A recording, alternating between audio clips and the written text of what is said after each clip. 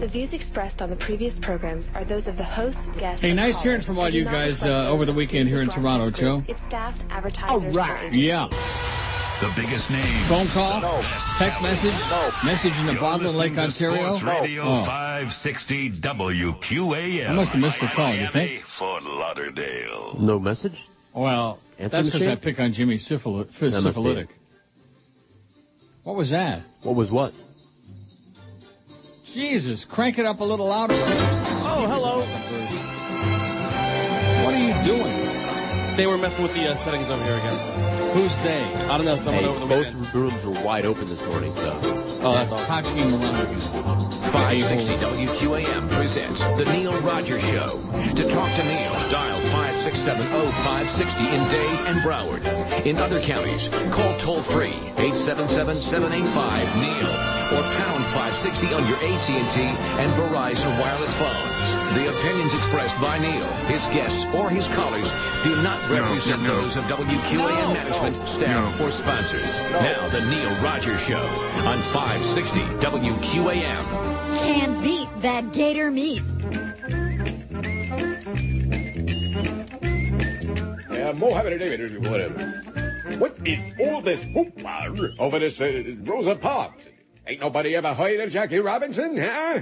Sure, Rosa Parks rode on the bus, but Jackie Robinson was an intelligent man and played with balls in a major league of a children's game. I mean, come on. Who's done more for the black community? Rosa Parks or Jackie Robinson, huh? Jackie Robinson was my hero. Why, I can remember when I was a much younger man. And Jackie, he was working at the Chock full of nuts. I walked up to him, shook his hand, and said, "You are my hero. Now get me a cup of coffee, and make it black." You think Rosa made coffee that heavenly? Mohammed David Show, what do you want? Yes, Mo. I think what you're doing here... Hey, wait a minute. Wait a minute. Whoa. Yes. Are you a black man? Yes. Well, you can't tell over the phone. Who did more for the black community? Rosa Parks or Jackie Robinson? Mo, it's two separate things. What you're doing is blurring the lines between social activism and not that I'm English doing sport. it. Oh, he must have been disconnected through no fault of my own. Only any time, pal. You're one of the high tones. Mohammed David. You mean tell me Jackie Robinson did more for the black No, that's not what I said. Now, don't get me wrong here. It goes something like this. Who did more for the black community? Rosa Parks or Nipsey Russell? Nipsey Russell? You don't understand what I'm saying. What the hell you be talking about, man? Get on. The phones ain't working right. Phones ain't working right. The phones ain't working right. Now, who did more? Rosa Parks or Slappy White? Slappy White? Oh, yeah. Who did more? Rosa Parks or Rochester? Who did more? Come on. Who did more? Larry Parks or Bert Parks? No, that's not... Let me... Turn this thing off. Turn this thing off. Yeah. Shoo. Well, if it ain't my old pal Troy. 10:03 at 560 WQAM. Happy Monday to you. How about that Dolphin game yesterday here in Toronto? How about it? You get to come up here? No. Me? How about Fat Chris? No. Clarence? He was in Kentucky. He was in Kentucky for what? For the UM basketball game on Saturday. Oh, God. Oh, my gosh. Jesus, you got to be schmitting me. UM basketball? No wonder that studio was just ripped all apart and just torn asunder this morning. George's car broke down, by the way, on the way to work. Do you mind if I tell that? No, why not? Well, no, I should have asked you first. Oh, well, whatever. I was in there shaving, and I get a text message, "Oh, car broke down, I got to get a ride." It was no problem. I just took my time. Right. Took my time. In fact, I thought about going back to bed because it's snowing. It's like the wind chill's like minus 20. Yeah, I thought about going back to bed before I got out of it. Yeah, me too. And I should have. I sat there and I opened one eye and I looked at the clock and it said 10 after 8 and I thought, oh no, that must be a bad mistake. A lot of people froze their tushies off here yesterday, and welcome to Toronto in the middle of the wintertime, even though it's not winter yet. Wind chill here yesterday was minus 21. The wind was blowing, and it was just nasty and cold. And all these a-holes are tailgating at the Rogers Center. I have discovered beyond a shadow of a doubt that a very large majority of people who go to football games and do tailgate parties are real a-holes. Just get drunk and, put that antifreeze inside your body, and it doesn't make any difference what's going on outside. Sleet and rain and snow, whatever. Minus 21 wind chill. It was so windy, man, those people must have gotten, blown off their feet. But, hey, the Dolphins won, and the Patriots made a nice comeback yesterday and beat a girls' team, Seattle. Had to make a last-minute come from behind. I bet you Tubby wasn't too happy about that. Of course not. I was rooting for them to lose. Now, I'm sure you were. And how about those Jets? Jets. The S in Jets stands for suck. That was awesome. Losing to 49ers, my God. Who beat Buffalo the week before. Holy moly. Yeah, the 49ers are getting primed for the Dolphins. Yep. Going to kick some nasty, fishy ass. At any rate, there were all they did was tie up downtown yesterday. Just mess up all the traffic. Oh, we had 52,000 people at the Rogers Head. A lot of Dahl fans there, too. So I hope many of you people are here freezing your ass off. I hope you got pneumonia. If I'm starting to sound a lot more unfriendly than I used to, that's because, you reflect what you get from the crowd. Mm-hmm. And what I'm getting on the emails lately is nothing except a bunch of negative, hostile crap. So you can talk all about the warmth and the temperatures you want. Yeah. See, I'd rather be with warm people than warm temperature. Amen. Yeah, I'm serial. I mean, for example, this morning it's minus 8 Celsius and we got about an inch of snow on the ground. It is nasty. You wouldn't want to be out there but you don't have to go out there. You don't have to. I had a really, really, really good weekend at Woodbine. Really, really good. Oh, let's see. Here's our first. Today in Rock. And here's a bunch of birthdays and deaths and stuff. Today in Rock. Well, that's a bunch of crock is what that is. And I see Dan from Maryland is back. And we got Jay Font, a fan, with more caustic F-U stuff. Oh, here, this one, too. Go Dolphins, kneel you a-hole. These are the deleted ones. Oh. Go Dolphins, kneel you a-hole. In other words, if you don't root for my team, you're an a-hole and screw you. F-you. That's the South Florida mentality. F-you. Mm-hmm. Now, living proof of it, it isn't just me, is George had his birthday on Saturday. By the way, that was the Lord's birthday gift today, a little bit delayed. The car breaking Was it? down. Oh, yeah. I was expecting something. He works in mysterious ways, the Lord. And so George had his appearance at a very reasonable location in Fort Lauderdale. Yeah. Well, not much of a party place, admittedly. Not much of a party place, but... That's not the point. Oh, I know. It's right there where most of our audience is, and I plugged the hell out of that all week long. Didn't I? Didn't I do a pretty good job promoting the crap out of Go See George and bring him some stuff, and here's where it's going to be 2 to 4 Saturday, and he tells me half a dozen people showed up. Or so. But they brought stuff. No, that's not the point. That isn't the point. The point is South Florida doesn't care enough to send their very best. And it's not just me, and it's not just you. No matter who you are, they don't like you. We don't like you. Bah, bah, bah. I mean, this Daniel from Maryland, who's also Jay Font, who's also a bunch of other phony names, he supposedly went off to the Philippines to be with his young lady friend, the love of his life, to retire there in paradise. For only $6,000 a year, he can live palatially and yada, yada, yada. And he's got this wonderful hot young chick and blah, blah, blah. But he still found time this morning to write more crap to me. Bah, bah, bah. And that's what the emails have been reduced to. Just like the phone calls were reduced to, I'm your friend. Hi, Ron. To reduce to that. And the emails, after a really good start on there, after much promise, have been reduced to nothingness.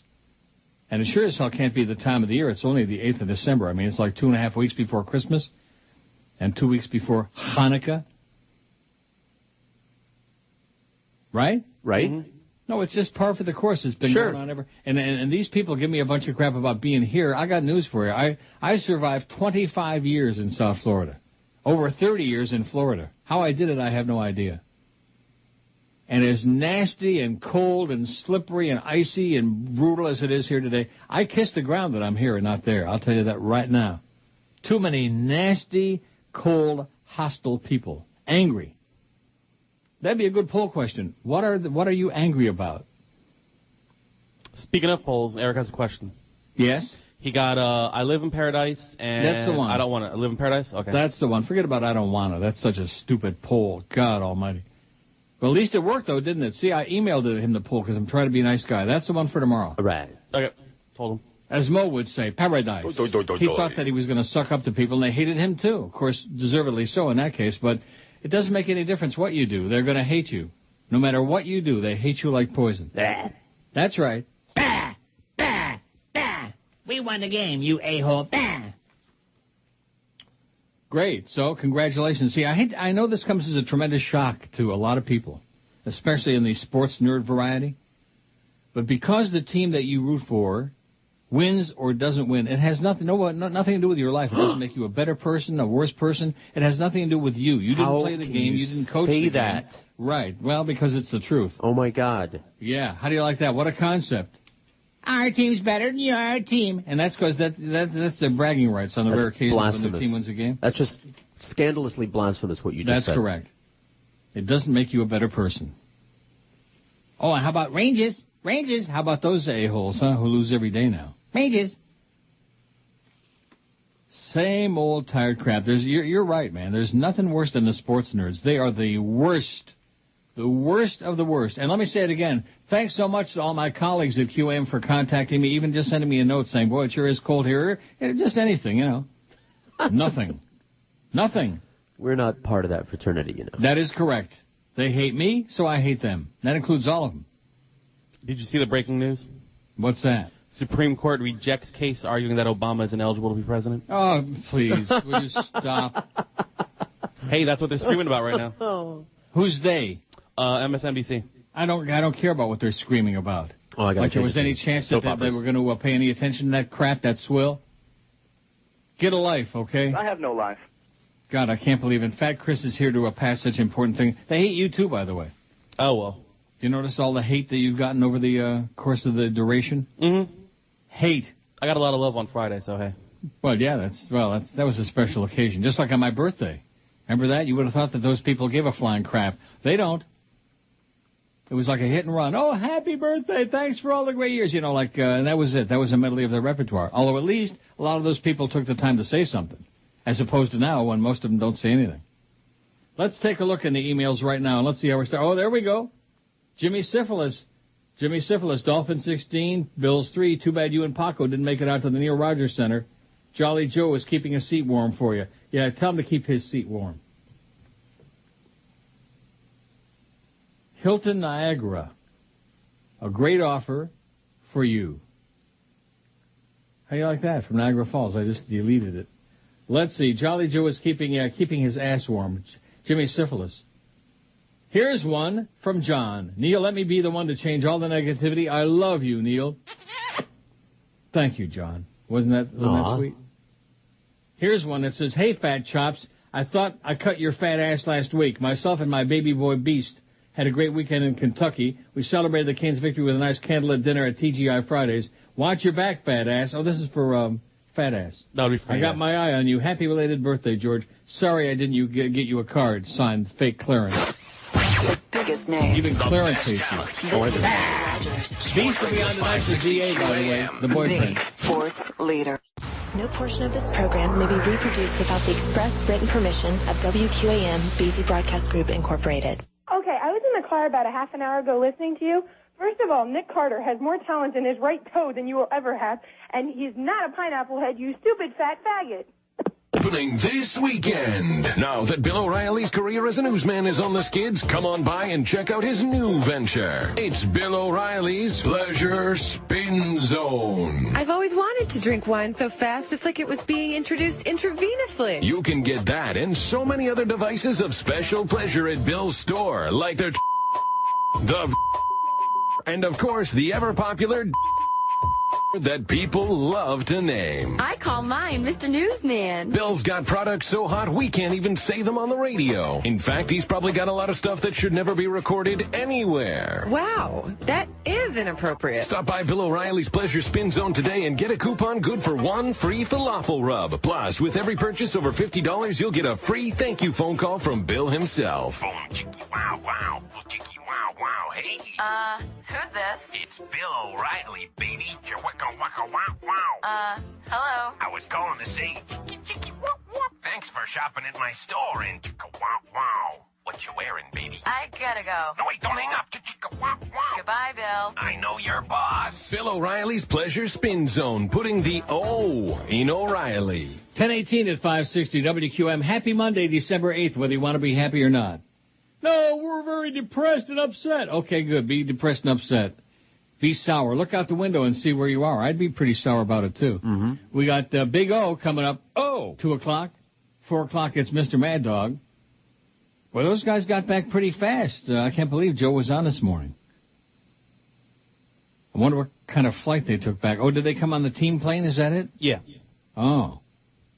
So Mr. Mad Dog will be on 4 to 7. He also did not contact me in any way, shape, or form. Dolphins tonight, 7 to 8. And then we got the Beast for DA because DA is not on tonight for whatever reason. And so they're sticking the Beast in there. 5 to 7. He did what? He did 5 to 7 this morning? I believe Why so. is that? I have no idea. The entire universe wants to know. Why? And you don't know? Nope. Where was Big O? He's going to be on 2 to 4. I don't know. Maybe he was illin'. Or maybe he just didn't want to get up. I don't blame him.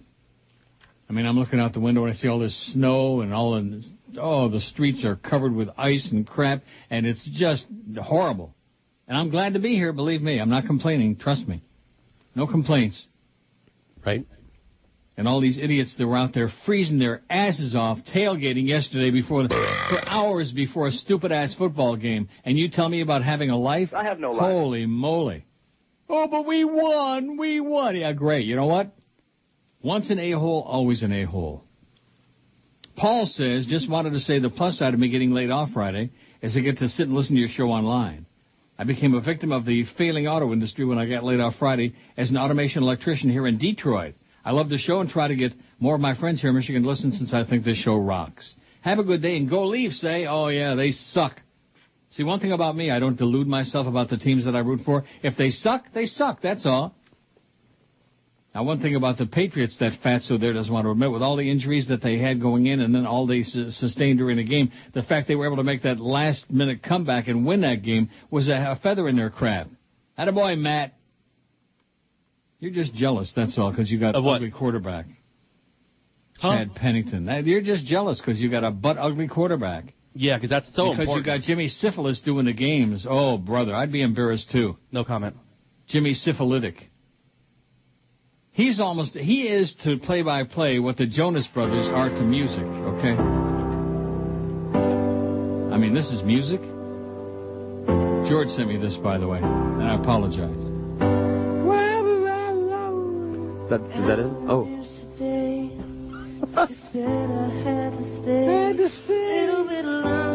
Yeah, make it a little longer. Attaboy, Joe. Yeah, it's pretty. I was singing like that in the toilet this morning. Not on purpose either. In the toilet? Yeah. On the toilet. That's where we are, baby. We are in the toilet. Make no mistake about it. Look around you there, and of course, once Tubby there is when are you having this big meeting with George Corso? Friday. Last Friday. Oh, you had the meeting already, and you decided about the logistics of that room once we get rid of Tubby there? Yes. Because we're making budget cuts. Everybody's making budget cuts, slashing and cutting and slashing. The spot rate is going to be $1, $1 a holler, man. Anybody want to advertise on the show? $1 a holler. Here's the poll from Friday. Other than Neil, my favorite local radio personality or show over the last 25 years is, how many votes we got? 792. Pretty weak. Phil Henry, 143. By the way, Phil is number 79. I'm number 76 in the new Talkers top 250 talk show host. I'm number 76. Phil's number 79. How do you like that? Well, congratulations. Positive. What? Congratulations. On what? Dropping to... I used to be number 15. Yeah, you're And then Joe Bell came along. I can be out of the top 250 by the time this 5 years is up. And you know what? Ask me if I care. Does it put any money in my pocket? No. Like you always say, if it doesn't put any money in my pocket or get me laid, then forget about it. Right. Why are you doing it? Don't waste my time. Other than Neil, my favorite local radio personality of the last 25 years, Phil Henry, 143, Randy Rhodes, 127. Jim Mandich, 88, All right. who did not contact me in any way, shape, or form before the gang came up here. And, of course, the reason for that, well, we sure wouldn't want to hang out with you. It would be too embarrassing to Jimmy. You know, Jimmy Cifalus, that you make those comments about him, all of which are true, by the way. He blows. Mr. Right Wing on IOD. And he's consorting with us on these Dolphin games. Well, don't you find something ironic about that whole situation? Mm-hmm. I find it unacceptable is what I find it. Suds and Rick, 77. George Rodriguez, 53, but they didn't have time to come and see you or wish you happy birthday. Yeah, it's all right. No, it's not all right. That sucks. Half a dozen people showed up? Or so. Really... I mean, I didn't count. Couldn't have been more than 10. No. Probably no more than 8. Probably. Maybe only 4 or 5. Maybe. Yeah, see? I made it up. Nobody showed up. I'm kidding. Hank, 34. The Humper, 34 votes. Herman McBean, 29. Mike Ranieri, 23. Rick Shaw, 22. Dan LaBastard, 21. Scott Farrell, 18. Jeff DeFlores, 17. Mifo. Ron and Ron, 15. Tied with Mo Howard David, 15. Joe Rose, 12. Eddie K, 12. Alan Burke, 10. Bob Lassiter, 10. Paul Castronova, only 7. Big Wilson, 7. Castronova's tied with a dead man. Craig Worthing, 6. Joe Zagacki, 5. Geldy, 5. Jerry Wichner, 5. Oh, Jerry. Hey, Jerry. Just came down the Ho Chi Minh Trail. Joey Reynolds, 4. Kimba Bocamper, 3. Bill Calder, 3. The Big O, 3.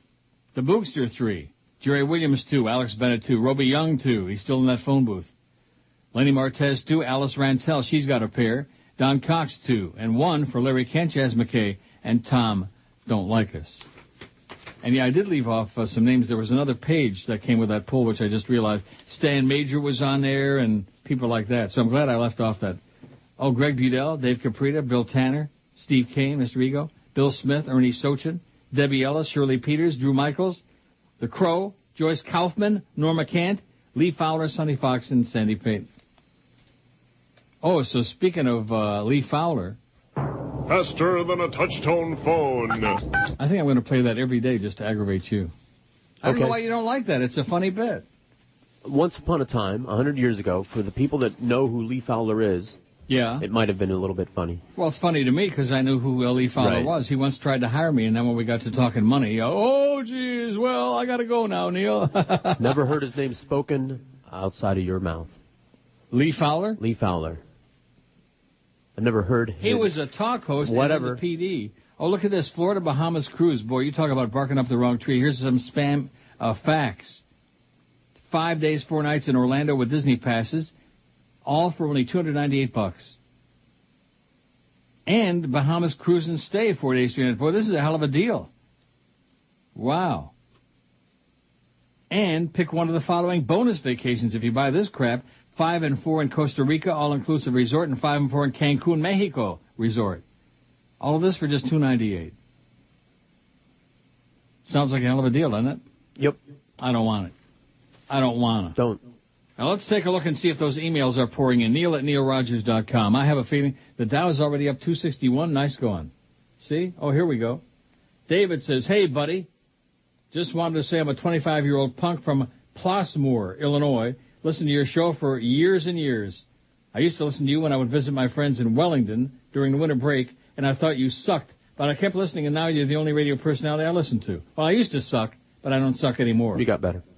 I live right by the old Homestead racetrack. Homewood. Oh, Homewood.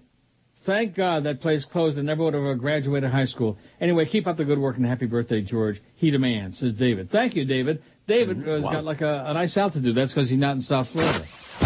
He got out. The best talent. Congratulations, David. Don't go back. 560 QAM. The sports leader. The biggest names. The best talent. It's the Mad Dog, Jim Mandich. Afternoons, 4 to 7. Right. Sports Radio 560 QAM. The sports leader. MONDAYSUCKS.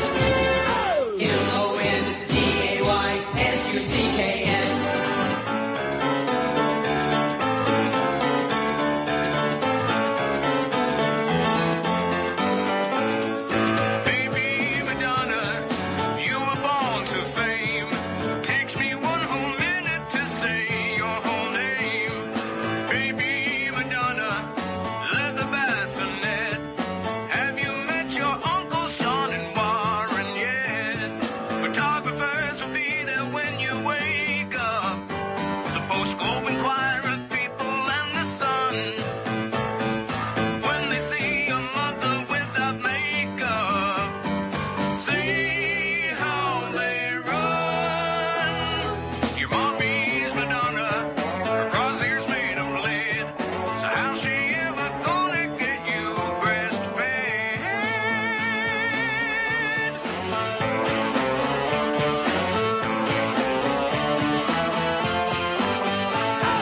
10:31 at 560 WQAM. Happy Monday, boy. I'm looking out the window. It is dreary, and it's only the 8th of December. It's going to be a long, nasty winter. Oh, you're going to wish you were here? No, I will not. No, I absolutely will not. Nope. And checking some of these emails, it just bears out what I've said. Hostile, like that. But I'm not going to read those. In fact, the ones I've already blocked and deleted, as soon as I see the name, I'm just going to move on. You know what I mean? There you go. Here's one from the fake Alice Rantel.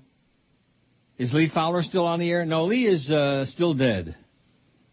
Last I knew, he was operations manager on WGBS. Did he offer you a job there? Yes, he did. Well, he didn't offer me a job once we got to the money. We'll even change the call letters for you, Neil. We'll change it to WNEL, NIL, whatever. But no money.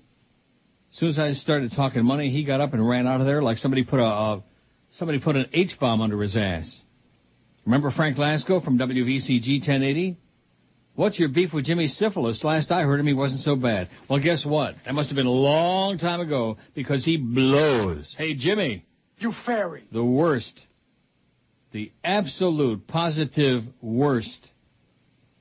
To think that once upon a time there was Rick Weaver and we had Bill Zimfer, people like that, real broadcasters.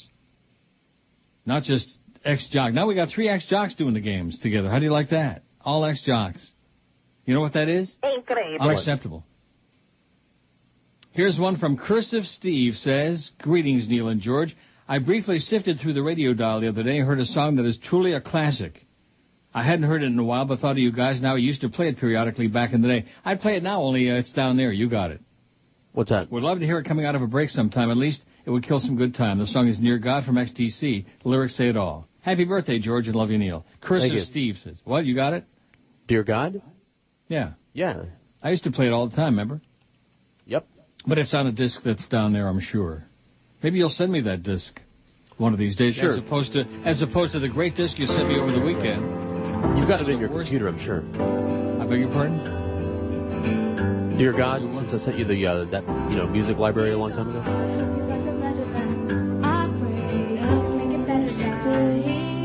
Why are you playing that when I'm trying to play the... Didn't you tell me to? Wait a minute. No, I said send it to me. I didn't say play it. Now maybe this gets better, do you think? It can't get any worse. There are dogs barking somewhere. 5-year-old girls. I beg your pardon? There are dogs barking somewhere right now in pain. Hey, Joe, butch up, sweetie. Oh, so anyway, on this poll we got going today, which I know is very embarrassing to all you macho guys out there, all you jock sniffers, there's a name, and this poll came from Brandon. I saved the evidence. And he puts on here Jesse McCartney. Now, the poll says, of all the guys Neil thinks is hot, who do you think is actually pretty good looking? So it's a kind of a fag poll. But he's got Jesse McCartney on here. I never even heard of Jesse McCartney. But thanks, Brandon, because I looked him up, and boy, he sure is. So I agree. Wow. And he's like 21. He's not one of those, like little chicken guys. Like Joey Jonas. That's a bonus if you get Joey Jonas. 331 votes is all we got on there. How we do on the emails? Here's a couple. Oh, here we the fake Alice Rantel. Can you play Roasted You? I just got through playing it the other day. Get lost, Alice.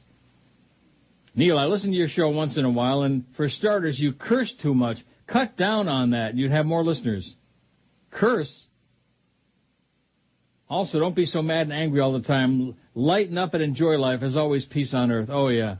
Lighten up and enjoy life. Enjoy all the hate messages that we send you and all the costing and all the instructions about how to live your life and how to do the show. That's what the emails basically boil down to, is just a lot of hate and a lot of instructions, how to live my life, how to be a better person, how to do the show, how to do this, how to pick my nose, how to pick my ass, stuff like that. Complaints and critiques. You got it, complaints and critiques, the Neil at Neil Rogers email line. That's it. Sure is easier than having material. Oh, God. Bop, bop, bop, bop, bop, bop. Oh, according to the Joe Rose, says Rudy, Big O is no longer working the 5 to 7 a.m. shift. Is that correct? I have no idea. Well, why not? Well, I guess now that I'm not on the show, they don't tell me anything anymore. Oh, wait, they never did before. Well, can you confirm that with somebody? Can you go out and sniff around in the hallway? Oh, I sure hope Jolly Joe didn't just cut some bad cheese. or drop a pile of that wicked bloody diarrhea in the hallway. What do you think? Sounds like a plan. So who was on this morning? Oh, DA. DA. Well, what does that mean, though? Because Big O was on the schedule the rest of the week, 5 to 7 a.m. Oh, who knows? You know, Joe, I don't know. Don't ever believe anything that Joe Rose says. He likes to play games, you know, like, oh, Defoe's out of drug rehab, ho, ho, ho, you know, like that. Thanks, by the way, for getting in touch with me, Joe, over the weekend when you were here in Toronto freezing your ass off. I was winning a lot of money at Woodbine. I was just cashing in like crazy. Everything I touched turned to gold.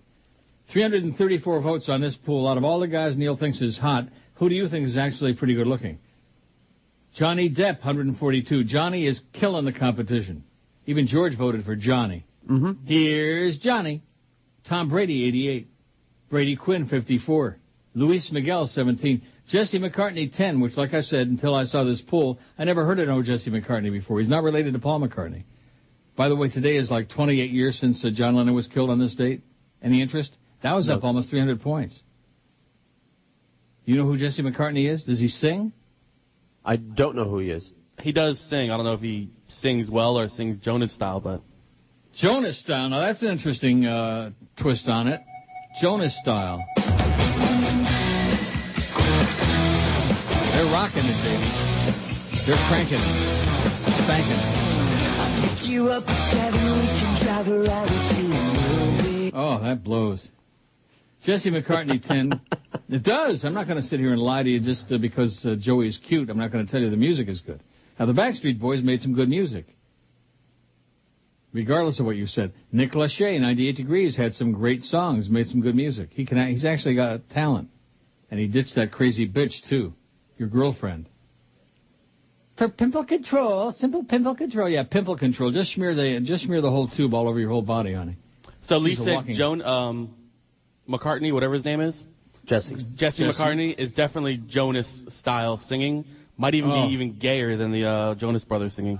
Oh, no. Wow. That's not possible. That's an indictment. Holy cow. Who's the hottest female celebrity today? Mike says, I guess, poll idea. Also, Neil, what's George's opinion on the nude model, Aria Giovanni? Aria Giovanni? Yeah, Aria Giovanni. She's hot? Oh, she's hot. That's George's opinion. I mean, I could go on, but... Yeah, what else do you have to say? Why don't you, Alice Rantel, why don't you add Chad Pennington to the poll? Because he's butt ugly, that's why. Chad Pennington, my ass, which is what he looks like. Wes from West Palm says, was there ever a better Dolphin radio team than Rick Weaver, Hank Goldberg, and Henry Barrow? Were any of them ex-jocks? No, they were not. Exactly, says Wes from West Palm. Attaboy, Wes. All right, getting back to the poll, Jesse McCartney, 10, who sings like a girl. He looks good, though. Grady Sizemore, 7. You guys don't know your baseball, man. Grady Sizemore is a really beautiful guy. He's all man. He's not one of these little punky, faggy little kids. He's a real man, Grady Sizemore. And they don't know from Grady Moore size. That's because they don't know their baseball. Rocky Echeverria, a.k.a. Stephen Bauer, 6. Well, he used to be really hot. Used to be. Que pasa, USA? That's 100 years ago. Joey Jonas, only 4. That's because they heard the music. Matt Castle's only got 4. Boy, jealousy is very, very unbecoming to you Doll fans. And Stephen Strait only 2, which means they haven't seen The Covenant. He should be in first place. He makes Johnny Depp look like Fat Boy's ass. Stephen Strait. So that's the list that we got on. Did we leave anybody off? Well, we did leave off Barry Jackass. He's pretty hot. The best talent. This is Neil Rogers. Sports Radio 560 QAM. The sports lead. The biggest names. The best talent. It's the DA Show. Weeknights from 8 to 11. Here on Sports Radio 560 QAM. The Sports Leader. How many times has this happened to you? I am Satan. Worship me. Eat devil's food cake. Ah, nuts. Another evening of listening to records backwards, ruined by satanic messages. Now, protect yourself by insisting on quality recordings only from Backside Records. The records made to be played backwards. Get the hits of the happening 60s, the monotonous 70s, and the pointless 80s. Gee, dear, that's a catchy tune. What's it called? It's up with the one. Yeah. Of course. I should have known. Don't let those irritating, blasphemous messages spoil your listening. Anything worth hearing is worth hearing backwards on Backside Records. Oh, that's it. Boy, that was short and sweet. So I was just reading Brandon's explanation about Jesse McCartney. Well, lay it on us. Well, maybe because you agreed with me that I never mentioned him on the air. It says, let me explain why I put him on the poll. Maybe a year ago you saw him on TV and went on and raved about how good he looks for a couple of weeks. That's why. Do you remember that? No, but... Neither do I. No, I'm sure he's correct. There's just a lot of things I don't bother to remember, like, sports stuff and gay stuff. Gay stuff? Gay. Why is that gay? Because he looks good. Does that make him gay? No, it makes you gay. Well, I already am. I know. So I don't write that down in my notebook. How about you, Fatso? Do you remember that? No. No. But here's your boy. What boy? Jesse McCartney? Oh, he sounds just like Joe Jonas. Okay, that's enough. Sounds like a girl. That's enough. Boy, they all sound the same. Here's one from the fake Larry King. Does Woodbine have a sports book? No, they do not. Did you watch the Dolphin game there? I didn't watch it anywhere. Did you lay lumber on the game? I don't bet on ball games, fake Larry. The reason Mandich and Joe Rose didn't contact you is out of respect for Jimmy Cifalus. They think you get a little bit too personal in your attacks, and it hurts Jimmy's feelings. Oh, it hurts Jimmy's feelings. Oh, poor baby. Hey, Jimmy. You fairy. Who are you kidding? They say he isn't gay, but he just likes to shower with the guys. Coach Soprano had to chase Jimmy out of the locker room with a stick. Oh, yeah. How do you like that from the fake Larry King? He knows what's going on. Jimmy Syphilitic. He sure as hell wouldn't come anywhere near me. I'd give him a spanking. Neil, just a few other recommendations for the poll. If they pass your taste test, Leo DiCaprio, no. Matt Damon, whatever. And Jerk Street, no chance. Signed Closeted Fag Sports Fan. You're out now. And Mike says, by the way, have you seen that video that's going around on the internet? And then there's a link. I assume it's to that, whoever he was talking about. Diarrhea, what's her name?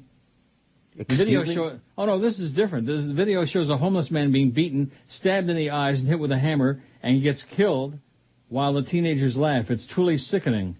They make the Nick Berg beheading video seem like child's play. No, I haven't seen it, and I don't want to, okay? I don't want to. I don't have any need to see grotesque, barbaric, gruesome acts. Okay? Anyway, I think Brandon's hyperventilating. I mean, and Jesse McCartney, I would never forget anybody who looks like that. I mean, he's like a real guy, not like some punky little kid. Oh, the knob guy's out. He scared the hell out of me. The knobber? The knobber's out there. It's Monday. Can you hear it? No. He's attacking the knob today. Well, go get you a polish. No thanks. Not by him. If you ever saw the knob guy, you'd understand. Well, you don't have to look at him. Oh, I don't wanna. I don't wanna. Believe me. No way. Oh, wait a minute. Wow, this must be from Bill. Thanks, Bill. I got it. Doorknob there. What? That sure is a strange-looking doorknob. Every Monday, like clockwork, he's out there polishing people's knobs. Now, wait till you hear this one. This is good. Keep the great emails coming. We need them desperately all week this week. Now, what week are you on vacation? Not next week, but the following week. Correct. The week after that, I'm on vacation. Yeah. Correct. What you said. Oh, and guess what? I couldn't find the story, but I did see a blurb on it on TV about Amsterdam is considering now closing down in the red light district all the sex shops and all the coffee shops. Yeah, I heard that story. Yeah, did you hear that story? Yeah. Now, why do they think anybody's going to come there to see the goopy brown canal That's water? Right. Go swimming. Go take a tour on one of them boats. Horrendous cuisine. I mean, good God. Those people must be crazy. But then again, that's the Dutch for you. That's the world in which we live now. And speaking of that, it's a great segue to this email. It says, Neil, I'm 51 and live my life the way of the Lord and don't have any problems. If you try it, you'll find inner peace. Stop the madness. Repent. Peace on earth. How do you like that? He lives his life the way of the Lord. I live my life the way of Jack Lord. Neil, God. That Lord. And it's working out okay so far. We all have issues, right? Nobody's got a perfect life. Anybody claims to do that, just like that moron Dan from Maryland, a.k.a. Jay Font, a.k.a. A-Hole. He's supposedly in paradise in the Philippines, and he's taken time out to send me more of his hate. Oh, my God. You really are sick. Sick, Danny boy. Now, the fake Barry jackass says Bubba had a blowout on Sirius on Friday. And all you people that keep hocking me with the Sirius crap, trust me when I tell you, the stock was 15 cents this morning. You want me to take a look? Do.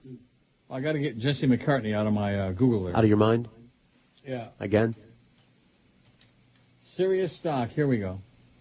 Well, I figured as long as he's on our poll, I might as well look up and see who the hell he is and what he looks like. And he sure meets my approval, I'll tell you that. Sirius stock, 16 cents. All right, you load 16 tons, 16 cents. It's up a penny. Aren't you proud? Oh, yeah. Steven Straight's only got 3 votes. Let me say it again. You didn't see the Covenant, or you're all a bunch of closeted heterosexuals.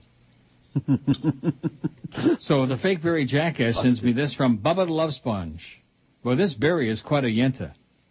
And, of course, when you think about yentas, it makes you think about Jim Schuyler and Faster than a touch-tone phone. Yeah. Yenta Man. And don't forget about Yentl Green. That was a good one. Who? Speaking of the Dolphins, our Dave Joseph talked to Yentl Green.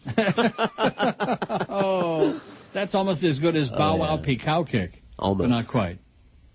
From Bubba the Love Sponge, he says, it's time to stop worrying about getting in trouble and stop worrying about losing our job. It's time to speak our mind. I'm going to miss Sirius. Sirius doesn't care. The reason we are not coming back and the reason they won't pay us, again, I've been gagged for 3 years, but in a full Manson-type scenario, Sirius management does not think people will cancel. They push us around, treat us like Schmidt because they don't care about the listeners. The listeners don't care about Martha Stewart and some idiot sports guy from New York. They don't understand the power of the Bubba Army. I've never said it before, but when we leave, do what you got to do. In other words, rip him an ass. Yeah. Go nuts. How do you like that? So Bubba's leaving very, very hostile terms with Sirius. I'm serial about that. So all you people that keep hawking about, oh, you ought to go to Sirius. Yeah, right. Probably about a week later is when they go out of business. A lot of people leaving the airwaves, by the way. Opie and Anthony in Boston. Steve Dahl is out in Chicago. They're paying him off for another 2.5 years. How about if they pay us off for the next 4 years? And almost a month. Won't happen.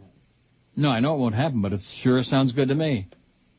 Write a check. Come on, like Joe D'Agiola. Get a check. Write a big, fat check, Jolly Joe, and don't leave 1 penny missing either. Boy, you have no idea how badly they would love to blow this show out of here. Oh, you can't even begin to imagine. No, I know. Put on Jorge Sedano or one of those another sports nerd. The Beast. So we can talk about the game again. 4 extra hours every day. The game. Oh, my God. It's an illness. It's a madness. It's lunacy. Mass madness, you idiots. Let me go to the NFL Network and see if there's anything about the Patriots-Seattle game. Oh, they're in commercial break. Let's go to Tennessee where we find, hey, it's Ken Dorsey, everybody. Oh, yeah, those Browns are really something, aren't they? I can't say the word on the air. I'm going to have to Joyce here in a minute. Oh, you know. I don't know why, but it just, I saw the Browns and all of a sudden my bowels started twitching and itching. And during this next break, so if I'm not back at 11 o'clock, you'll know I'm in there. All right, I'll spin some wax. Jesse McCartney, maybe. No, thanks. How about some Jonas Brothers? I played that one already.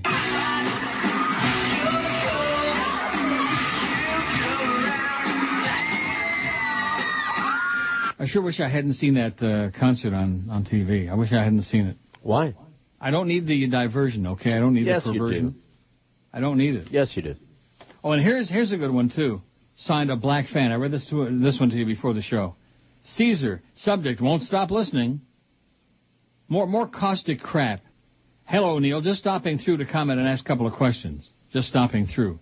I still live in Miami and have listened for 25 years off and on. I'm one of your choice few black listeners. Us tokens, LOL. What does that mean, choice few black? I got plenty of black listeners. But evidently, Caesar thinks he's the one. My question is, and this, I want you to listen to the words.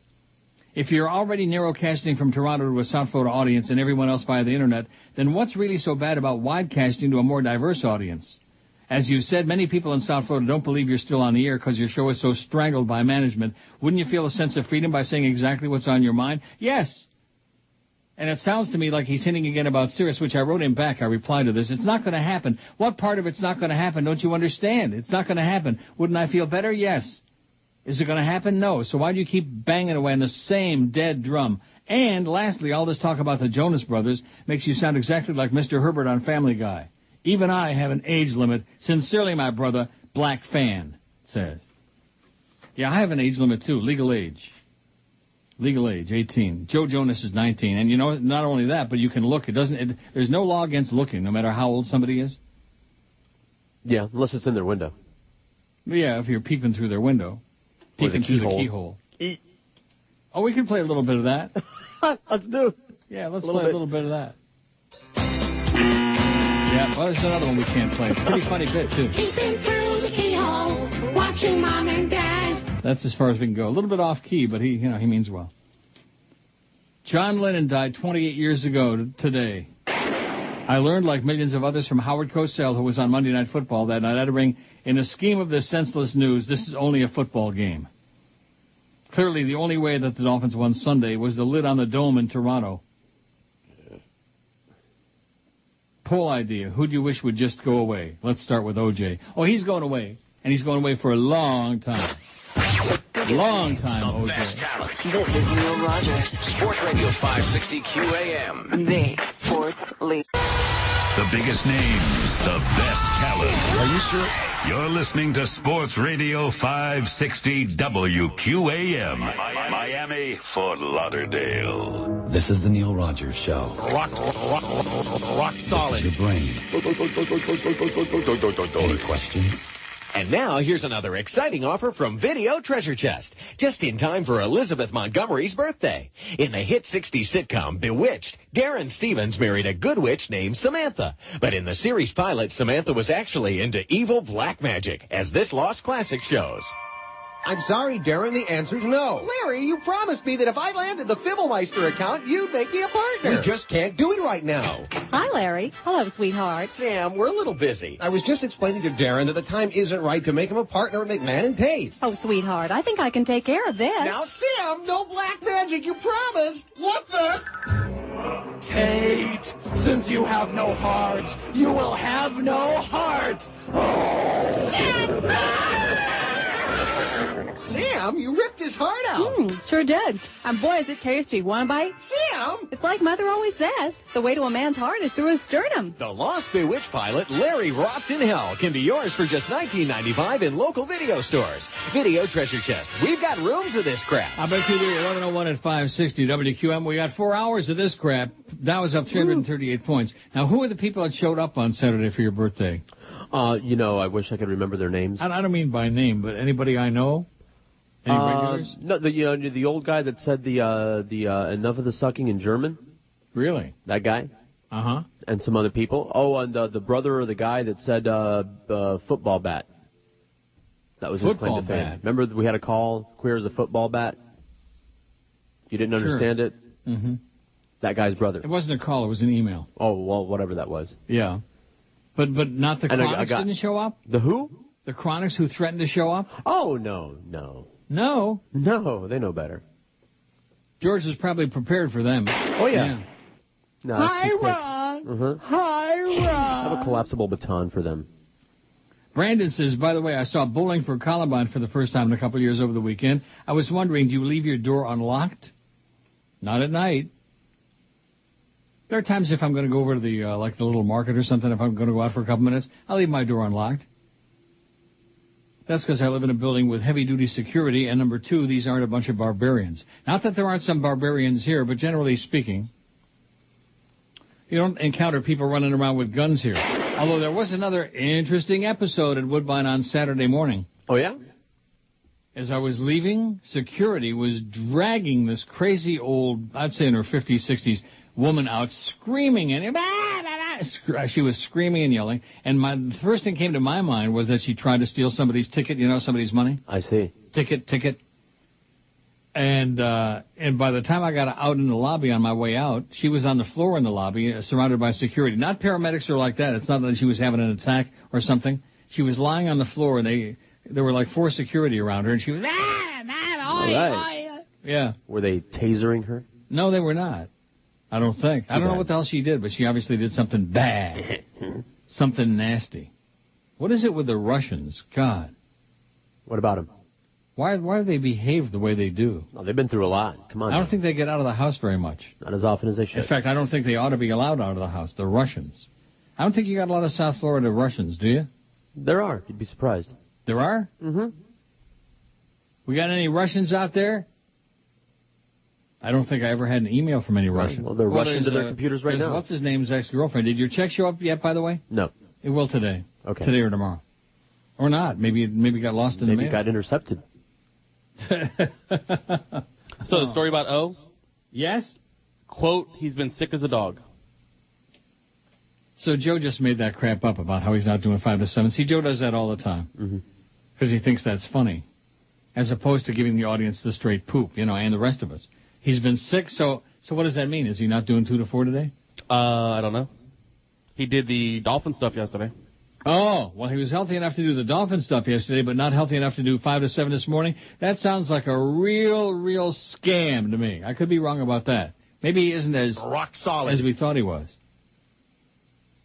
Maybe he's just not the kind of guy who can handle that double duty stuff. He does the show from his house anyway, right? Mm-hmm. Yes. So what's the big Simus with that? What a nice deal that is to be able to do the show from your house. A lot of you slackers do that. God, what a good deal that is. I don't see any emails pouring in here. Neil@neilrogers.com. I see nothing. Oh, here's one from the fake Barry Jackass. Thank God for him, man. It says, I know you normally don't take links, but I got my hands on the MP3 of Bubba's Meltdown. He rips Sirius an ass. Well, we can't play it on the air anyway. Right. Artie Lang from the Howard Stern Show calls in to agree with Bubba's criticism of Sirius. Word is this was Bubba's last show on Sirius. Well, that's great. Thanks, fake Barry, but I couldn't play it anyway. And I don't do links. How do you like that? He ripped them an ass and Artie called in to agree with him. Oh, boy, that don't sound too good. Does it? Nope. 15 or 16 cents a share. Bubba's off of there. He's off of there probably now permanent. Boy, this business has gone to the toilet. And let me say it again. I may not like these people. I may not like the way they're doing things. We may not be able to do the show we want to do. We may be up against it. But you know what? We got security for 5 more years and 3 weeks. Right? Yeah, you do. Well, people are, will you stop with this insecurity crap of yours? It says right in my contract I get to pick my producer, I get to pick my nose and my ass. Yeah. You know what's ironic? You don't get to pick how much he gets paid. What's ironic, Fatso? Wednesday, someone was asking how long it was that you signed for. I was like, well, 5 years. Like, oh, that's good news for you. I was like, really? Like, yeah, because, they're not going to get rid of you. Neil likes you. You're really good on the show. And 24 hours later, that was Goldie. And 24 hours later, well, You're a little bit out of the loop, Geldy. You're a little bit out of the loop, okay? Fatso is, he's living on borrowed time on this show. They're making budget cuts, Geldy, and you could be next, Squeaky. You could be squeaking your way out the door. Now, the Panthers. Nice game against the Bruins, by the way. The Bruins are on fire. And what about Rangers? Rangers, I don't hear that New Yorker calling in. Of course, I'm not taking any calls yet. I sure hope I don't have to. And in order for that to be the case, we need a lot more emails, man. You didn't care enough to come to George's birthday on Saturday, which really pisses me off. 6 people show up. Oh, here's a whole bunch. Paul Edition, Rob Marciano, and Rob Hanrahan. I don't like either one of them. Well, what is wrong with you, Brandon? Brandon must have done some bad drugs over the weekend. I can't stand Rob Marciano. And Rob Hanrahan, I don't even know who the hell that is. He's a local yokel guy. Bill says, just wanted to let you know I was in Toronto this weekend for the Dolphin game. I had a wonderful time. It's a great city. Yes, it is. The weather sucks, but it's a great city. See, let me make one point. If quality of life was all about weather, a majority of the population would be living in the South. Right? Right. Let's take a look. Los Angeles is the only huge good weather city I can think of. Huge. That's good weather? Well, you got earthquakes and mudslides and that. And the smog? Right. Burns your eyes? Well, I'm talking about at least warm, temperature-wise. All right. But you got New York, Philadelphia, Detroit, Chicago, Toronto, Montreal. I'm talking about North America. Okay. The overwhelming majority of the population lives up north, in the north, where the weather is brutal. So there must be some reason people do that, as opposed to living like in Arizona and Florida and like that. Anyway, it says, I went to a couple of great restaurants. Soto's Italian restaurant and Harbor 60 Steakhouse. Keep up the good work. Love the show, says Bill. And he's got no complaints about freezing his ass off here. Here's one. It says, I thought you were Russian, from the fake Adam Kirshner. Do you still have, oh, yeah. No, I don't. I thought you were Russian. No, I'm not Russian. Oh, yeah, I am part Russian. So what's that got to do with it? I'm not Russian. Because my grandmother was born in Minsk, Gubernia, that makes me Russian? What are you, Adam, some kind of a moron? Yes. Oh, God. Talk about lame. Here's one that says, bowling for Columbine my ass. There are more homicides in Toronto this year than in Miami. Wrong. Wrong. There are like 70 homicides this year. How many are there in Miami? In addition to which, 100 a day. Huh? And anybody who would say that it's safer like walking downtown Miami at night than in downtown Toronto is an idiot, for example. And the homicides, most of them are in Scarborough here. But there is so much more hate down there. I was walking down the street and everyone was hating on me. I can't take it. Says Grubber, whatever that means. There is hate. Jim in Gettsville, New York. What's wrong with David Beckham? That guy's hotter than Dutch love. Keep up the go. Jim is just another fag. I don't care about David Beckham, okay? This is about me, okay? This isn't about who you think is hot. Let me say it again. What does the poll say? Can we read it? Out of all the guys Neil thinks is hot, who do you think is actually pretty good looking? Not who you think is, who you got the hots for. Jim in Gettsville, New York. Hey, Jim, get a life. And by the way, the interesting part of it is the people who came up here from Buffalo over the weekend, the weather here was an improvement. How do you like that? That's why they didn't mind. That's why they were out there tailgating it. A lot of Dolphin fans at the game. I was reading about it this morning. It wasn't even like a home game for the Bills. They sure made a bad mistake when they decided to play indoors. Can you imagine if they would have played that game outdoors? And then snow? Oh, well, it wasn't snow. It was just... In fact, they canceled the card at Woodbine yesterday, the thoroughbred racing. They canceled it because it was so brutal and nasty and hostile and windy and cold. And it was subhuman. Sub-horsey, too. Oh, here's somebody. Here's your buddy PR Ralph, who's an idiot, ripping one of Big O's spots. I'm not ripping people's spots. Don't you understand that, PR Ralph? By the way, sorry, George, I couldn't make it. I was working a little late, but I do have a nice bottle of wine I got from Jimmy Cifalus' wine clearance there. Yeah, I'm sure. They don't care. They just don't care enough to send their very best or to send anything. Nothing. And what's the reason for that? We want to know why you people didn't go see George on Saturday. Because they don't like me. That could be part of it. Maybe they don't like you. Maybe they hate you like poison. That's right. Or maybe they thought you were wanting gifts or something and they were too embarrassed because they're too cheap. Or no, a lot of people are having tough times these days. I know. Maybe they couldn't afford to buy you a nice gift, like a pound of pot. There are people that showed up just to say hi and shake my hand. Yeah, well, but and that's a nice gesture, like all those people that came on Gulfstream this summer. Right. When I did their appearance. I didn't ask them to bring anything. Just bring your ass, that's all. Bring yourself, shake our hand, pick up a T-shirt, we'll sign it for you, no extra charge. Bring some old CDs, we'll sign it, we'll shake your hand and pretend we like you. I mean, what's wrong with that? No, they couldn't do it because they don't care enough to send their best because they're nasty and hateful and mean. Mean. And I'm supposed to be the mean old fart. I'm just, a decent guy just plugging along every day, day after day after day. The weekend comes and go like that. Just like, I wonder, where the hell did the weekend go? Did we have a weekend? And the stress of that damn Patriots game yesterday, that was enough to tear your kishkis out. I bet you Fat Boy thought that they were going to lose, didn't you? Yep.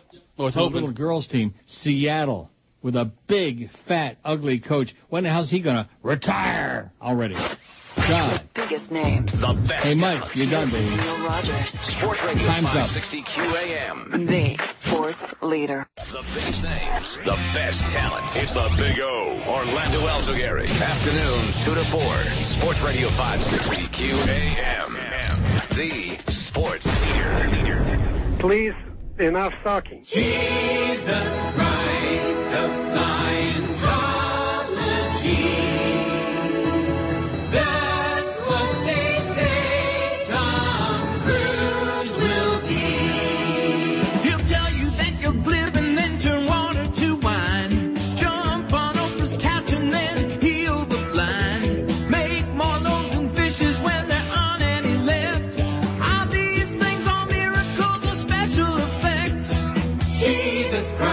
Scientology, that's what they say Tom Cruise will be.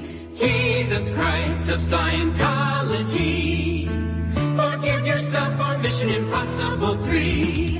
Jesus Christ of Scientology, now will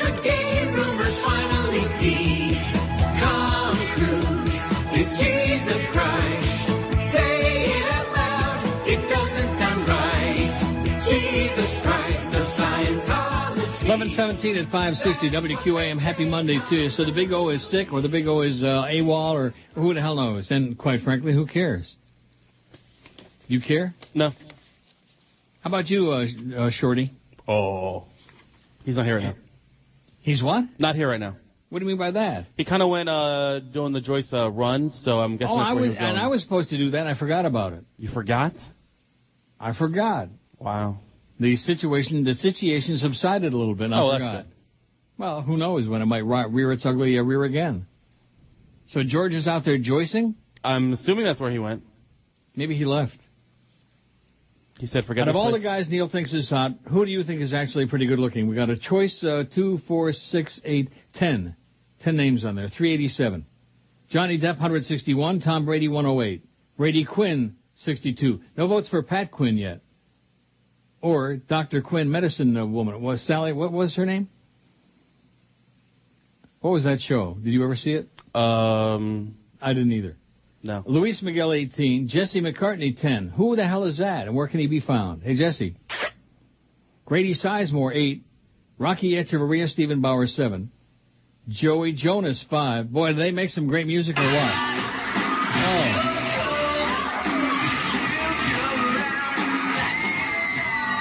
Oh, listen to those little girls screaming, and some little boys, too. Joey Jonas, 5. Matt Castle, 5. And Stephen Strait, 3. That's because they don't know who Stephen Strait is. Am I right? Yes. No one's seen that movie. Oh, were you joicing or what? Oh, was I?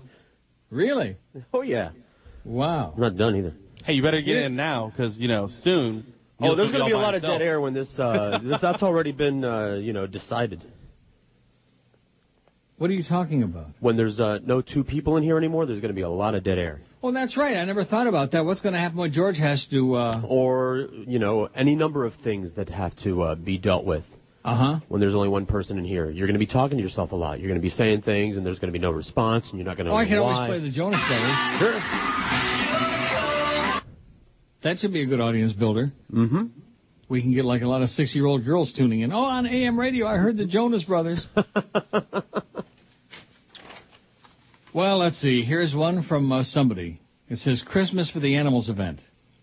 You've been kind enough to plug our animal charity event in the past. Would appreciate it if you would do it again. Sure. Kill some good time, and we're not getting many emails anyway. Very, very, very surprised and depressed and disappointed. I plugged the hell out of your appearance on Saturday thinking it would be fun, and a lot of our listeners would show up to wish you happy birthday and pat you on the head and make you feel better about life, and they didn't do it. They won't do it. They're cold, they're cruel, they're nasty, they don't give a crap. They won't make any effort. But if you'd have been giving away some free tickets for some crap, oh boy, they'd have been lined up from there to Ojas. The City of Hollywood Office of Code Enforcement is holding its 10th annual Christmas for the Animals Food and Supply Drive this Saturday, December 13, from 10 a.m. to 3 p.m. at Poinciana Park, 1301 South 21st Avenue, rain or shine, in Hollywood. The purpose of the event is to collect pet food and supplies, including bedding, toys, treats, and the like for distribution to animals in Hollywood. Oh, there's a lot of animals in Hollywood. George knows, he lives there. That's right. A lot of old animals. There will be food, several pet-related vendors, nonprofit organizations, and photos of your pet with Santa. Please bring your family and pets for a wonderful time. Thank you, Neil, very much from an 18-year listener. P.S. Yo, George, see you at Roller Derby Saturday night. Ed from Atlantis. Yo. Saturday night, you go to a roller derby? I thought it was Thursday. No. Roller Derby. There's going to be a bout on Saturday. What? Roller Derby is a, women's roller derby. Yeah. I go to that. Oh. No wonder they didn't come and wish you happy birthday. Oh, yeah, that's why. That's got to be it. Must be. You go to roller derby? Yeah, I'm friends with a lot of the people on the team. A lot of the girls. Oh. They're my friends. You're screwing some of them? Oh, all of them. Good. Like I said, a well-deserved pursuit. That was up just over 300 points. We'll keep our fly on it. Gene says, oh, it's an attachment. The final holiday parody. Well, I'm sure it must be very funny, Gene, or not, but I'm never going to see it. Let me say it again. What part of don't send attachments and links don't you people understand? What don't you understand? I don't have time to open them, to potchkey with them, to read them, to listen to them. I don't have time for it. You're wasting your time. Oh, here's one from Jimmy to undisclosed recipients. So just when I thought I had some stuff, and I don't. Here's one, My Way. My Way website. It's the only web portal with no banner ads and no pop-ups. We feature free email. I don't need it. I don't want it. Save it. Again, from somebody who has nothing to say. Oh, there's another deleted one from T. Lee Bayi, Florida News. Are you still getting those? Yep. T. Lee Bayi, I don't even know what the hell that is. What does that mean? I don't know. It's blocked and deleted. I love looking at the blocked deleted ones because it goes to show you that they don't know they're blocked and deleted, and they just keep sending the same crap over and over and over, and they think that you're reading it.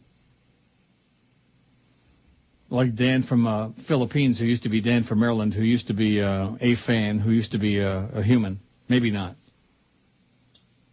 Manny says, good morning. Made a big channel surfing mistake last night.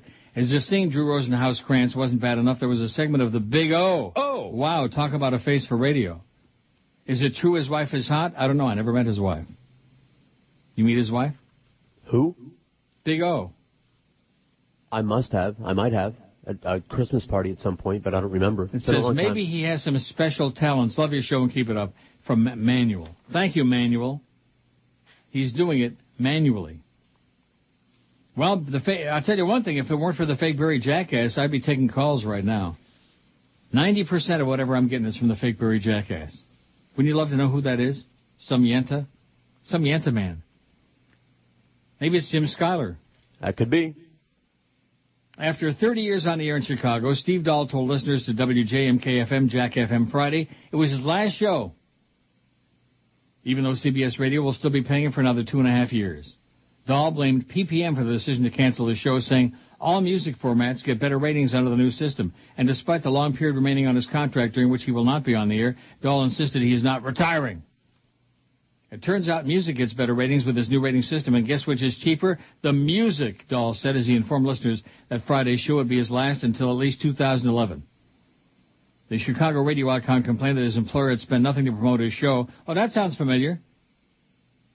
Which had been the only time period on the oldies Jack FM station with a live host since CBS moved his show there in late 2006 from what had been FM talker WCKG-FM. That's where Disney used to be and screwed it up good. Dahl told listeners that CBS had offered to let him stay on the air for a couple of more weeks to say farewell. It's not a farewell. You guys are taking me off the air, said he told management. And he said he intends to hold the company the remaining 2.5 years of his contract. According to the Chicago Tribune and Chicago Sun-Times, that contract calls for CBS to pay Dahl more than $1 million a year. We sought comment from CBS Radio on Dahl's departure. None was forthcoming. Making a pitch for other stations to hire his staffers, Dahl hailed them as all as the best in the business. And he told sidekick Buzz Kilman that he was still invited to the CBS Radio Christmas party in 2 weeks.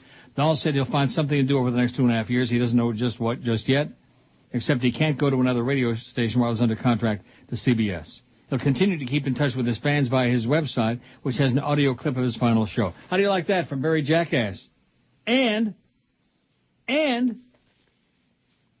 just loaded with some. I got all kinds of stuff. The whole show today is the fake Barry Jackass. Thank God for him, like I said. These people are responding to my pleas for their emails today, just like they responded to pleas to show up for your birthday on Saturday. None. Nada. Zippity-doo-dah. That's right. Well, we'll get to the Opie and Anthony thing in a second. And then, of course, the Beasleys putting on Bubba Love Sponge in Southwest Florida. How do you like that? The uppity Beasleys putting on a pornographic show again, Bubba Love Sponge. 26 past 11 at 560 WQAM. Neil's half-price deals are the hit of the town again. And this week, one of our favorites. Starting Thursday at noon, you'll be able to buy $50 certificates for just $25 to Dan Marino's Restaurant, South Miami's home of first-class dining and entertainment.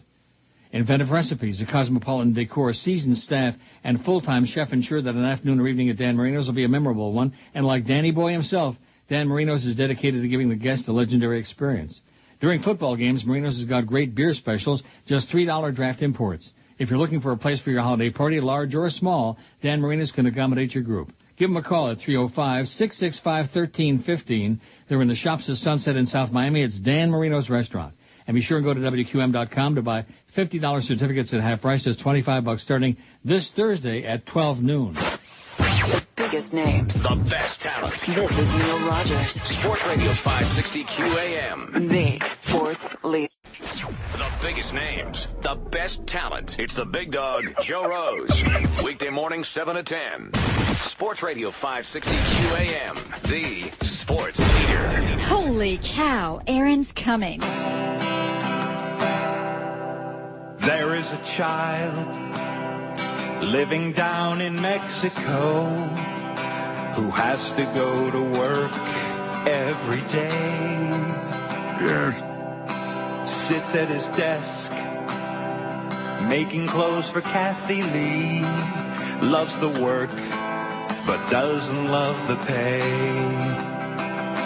They are the kids who make the clothing. They are the ones who make a buck a day, so quit complaining. It's just clothes they're making, the kind you love to buy. It's true, they make a buck a day with Kathy Lee. All right. 11:31 at 560 WQAM, All Fag Radio. Here's one from somebody who obviously is very upset with our poll today. Hot Ron says, stop and get help before it's too late, fag. Now, can you interpret that one for me? Yeah, I think you need help. You need somebody to help you get out there and, pick some guys up. Fag. They're getting heavier these days. Stop and get help before it's too late, fag. Oh, it's too late. More hostility from the South Florida audience. They're really, what was I saying last week about it's that time of the year they talk about peace on earth and goodwill toward men and women and anybody else? Oh, my God, just nastier than ever this holiday season. Really rotten. And here's one from the one with 85 GHBHJ, whatever. Just to correct you on your population observations that you just made, and this is absolutely wrong. It is true that the major population centers in the U.S. are in the north. However, the reason for this is actually due to climate. When these places were settled, the Sunbelt areas were basically unlivable. I myself ran the AC through most of the winter, even last night. However, in recent decades, with the advent of widespread air conditioning, the Sunbelt cities have seen massive growth, while northern cities have either stagnated or shrunk.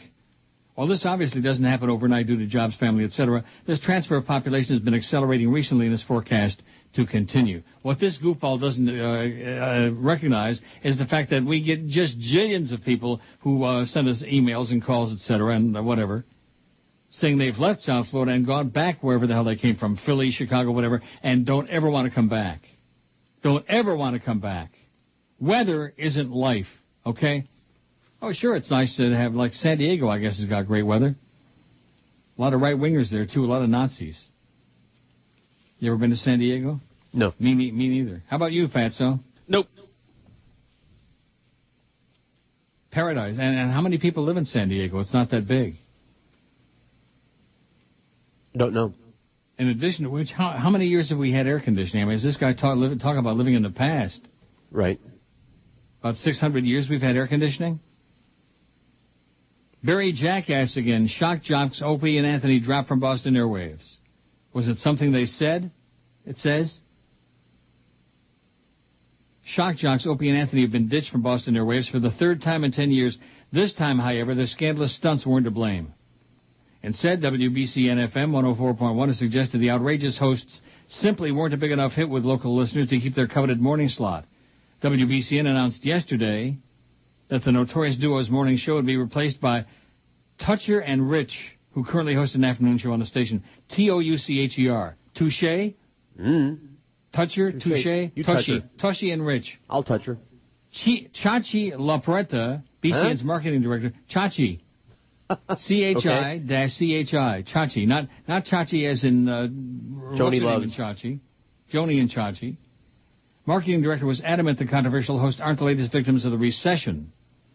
The trend has been toward a local morning show, Lapreti told the Boston Herald. We haven't had a local morning show since the days of Charles Lakidara, which is over 12 years ago. Boy, a lot of strange names in that place. Greg, Opie Hughes, and Anthony Cumine apparently aren't convinced, telling fans on their website they believe they were axed due to budget cuts. Budget cuts. Oh, my God. The pair were previously ditched from Hub Radio 98 after telling April Fool's Day listeners that Mayor Thomas Menino had been killed in a car crash, and again in 2002 after encouraging a couple to have sex in St. Patrick's Cathedral live on the air.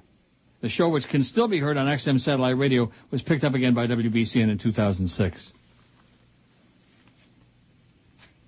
And Barry continues, it's the fake Barry Jackass show today. He's the only one with anything to say. And the rest of you people, just like the people who didn't show up at George's birthday party on Saturday. 6 people. Or so. You know, I didn't count. Oh, Brandon, stop. You know, Brandon made the poll, and now he keeps adding to it. Shamar Moore, oh, I haven't seen him in 100 years. He used to be on that soap, The Young and the Horny. Stop adding to the poll, Brandon. It's just fine the way it is. Stop adding. And get some help before it's too late, fag. Like that guy says. Get some help before it's too late. It's too late. Oh, it's way too late. Greg says, good morning. It was 28 degrees this morning in Tallahassee. Looks like Charlie's still getting married this Friday. And a gay rights group that wants all Floridians to have the right to marry says it'll hold a demonstration outside Governor Charlie Limper's Chris' wedding. A spokeswoman for Impact Florida says the group plans to demonstrate at Chris' December wedding because he supported Amendment 2 banning same-sex marriage. Chris plans to marry his fiancée, Carol Rome, on December 12th at the First United Methodist Church in St. Pete. Impact Florida says its gathering outside the church will be peaceful and advocates will wear pink. And Charlie, you stink. Oh, here's the fake Greg Budell is back. Oh, yeah. With Bubba apparently gone, the only talent Tim Sabine, has for Howard 101 is Jay Thomas and Scott Farrell. Would you be open in doing some tryout shows from your home? Some tryout shows from your home. Oh, boy. Anything offered would be in addition to your show on WQAM. We are well aware of your contract status. We. Blow it out your ass, fake Greg, and all you other losers up there with your 15-cent stock. Schlock, that's the word. I'm serious. Would you be open to doing some tryout shows? Oh, brother. They can't find anybody that wants to work there because they know it's going to go out of business sometime next year. And they don't want to pay anybody any money. You want to do some tryout shows, George? Yeah, sure. Let's try this. They don't want you. They don't want me either. The fake Greg Budell is back. Serious. Serious? You know, I don't know what it must have sounded like when the Titanic was going down and all the people were screaming and shrieing and yelling, you know, the ones who were drowning. All the chaos. That must be what it sounds like at Sirius right now, these days. When Artie Lang is calling on the air to Bubba Love Sponge, agreeing with him on how Sirius is a piece of turd and doesn't take care of its people and don't pay anybody, that tells you a lot right there. Barry says, Bubba Love Sponge returns. We already know this. K-Rock 96.1, Beasley, is launching a new morning show that's certain to raise eyebrows around Southwest Florida, says fake Barry. Beginning Monday, January 5, K-Rock will broadcast the infamous Bubba Love Sponge show live 6 to 10 a.m. It's been a long time since we had a radio personality like this in our market, said Jeff Hickox, regional marketing director for K-Rock's parent company. The last one was Howard Stern. Bubba's the only person who can come close to Howard Stern, he says. It's also debuting in other markets, including Miami, Orlando, and Richmond. Oh, how are we gonna survive with Bubba before us? I don't know. Well, the obvious question is, how do we survive now? One day at a time. When's that trend coming out? 19th, 17th? 19th. What day is that? Friday. A week from Friday, baby, December 19th, comes the second trend. 2/3 of the fall book. And that's the Dolphin book. We ought to be kicking big, serious, smelly ass. The fake Greg Budell. Oh, my God. What is wrong with these people?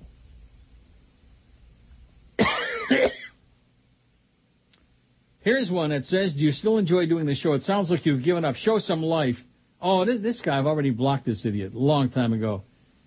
Michael Bird Dog Scroggins. Blocked him a long time ago. Yeah, show some life. Show some death. Sounds good to me. Michael Scroggins, who some days he's Michael Scroggins, and other days he's Jerome Scroggins, and other days he's probably Dan from Maryland. 420 votes on the poll. How do you feel? Have you given up? Oh, every day I give up. What about you, Fat Chris? You giving up? No, I'm still coming in. I'm not talking about that. We're all coming in.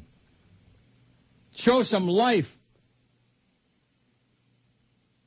That's a hot one about Show Some Life. When we're begging and pleading just for emails, just for people to tap us out something, which doesn't require an effort like it would have to come and see you and pat you on the head and say, happy birthday, George, congratulations, we love you, and yada, yada, yada. They didn't do it.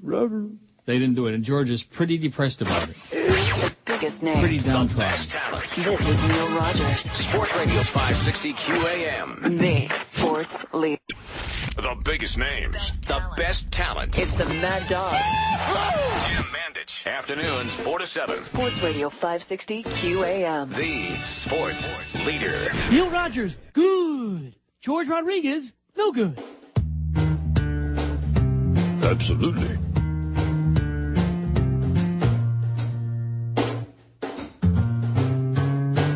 Slow down, I see a cop about to make the traffic stop. I've got to hide this plastic bag. Can't let him see I'm smoking doobies. Ba-da-da-da-da. Smoking doobies. Hello, officer, did I turn wrong? No, that's definitely not my bong. Ain't there some way you can set me free? All I was doing was smoking doobies. Ba-da-da-da-da. Smoking doobies, man. I got lots of records, but not with the police. I'm high as a kite and I've got the munchies. Let's go to Dunkin' Donuts, so say can we please? That's what you get for smoking doobies. Ba-da-da-da-da. Smoking doobies. Ba-da-da-da-da. 14 till noon at 560 WQAM. The pleasant stuff continues coming in on the emails. There's not much coming, but boy, what is? It's really pleasant. Oh, yeah. Bah, bah. Here's Yug, Yug, Yug, G. No, I'm sorry, not Yug, Yug. GBI, GBI, JG, 45 letters. How do you spell it? You don't want to know. Okay. Boy, you really are living in your own little world, aren't you? Yes, I am, okay? And I'm entitled to live in whatever world I want to live, okay, Mr. Hotshot, Mr. Expert on my life? According to the census since 1960, the population of South Florida is up over 700%, while similar numbers exist for Dallas, Phoenix, Vegas, Atlanta, Orlando, Tampa, etc. Meanwhile, the numbers for every major northern city is stagnant or down. Wake up and smell the coffee. The fact is the younger demographics simply don't want to deal with the northern weather anymore. Oh, that must be it. That must be it. I can't tell you the number of living and breathing younger people in South Florida I know who would just die to get out, who would give their left nut to get the hell out of there. But this guy's the expert, in addition to which I wasted away 30 years of my life in that godforsaken place, okay? Oh, nasty, hostile, unfriendly, rude, obnoxious people. Bah! And now that I'm gone, I still get it from idiots like you on email. Weather isn't a life, okay? For example, how about in Europe? Yeah.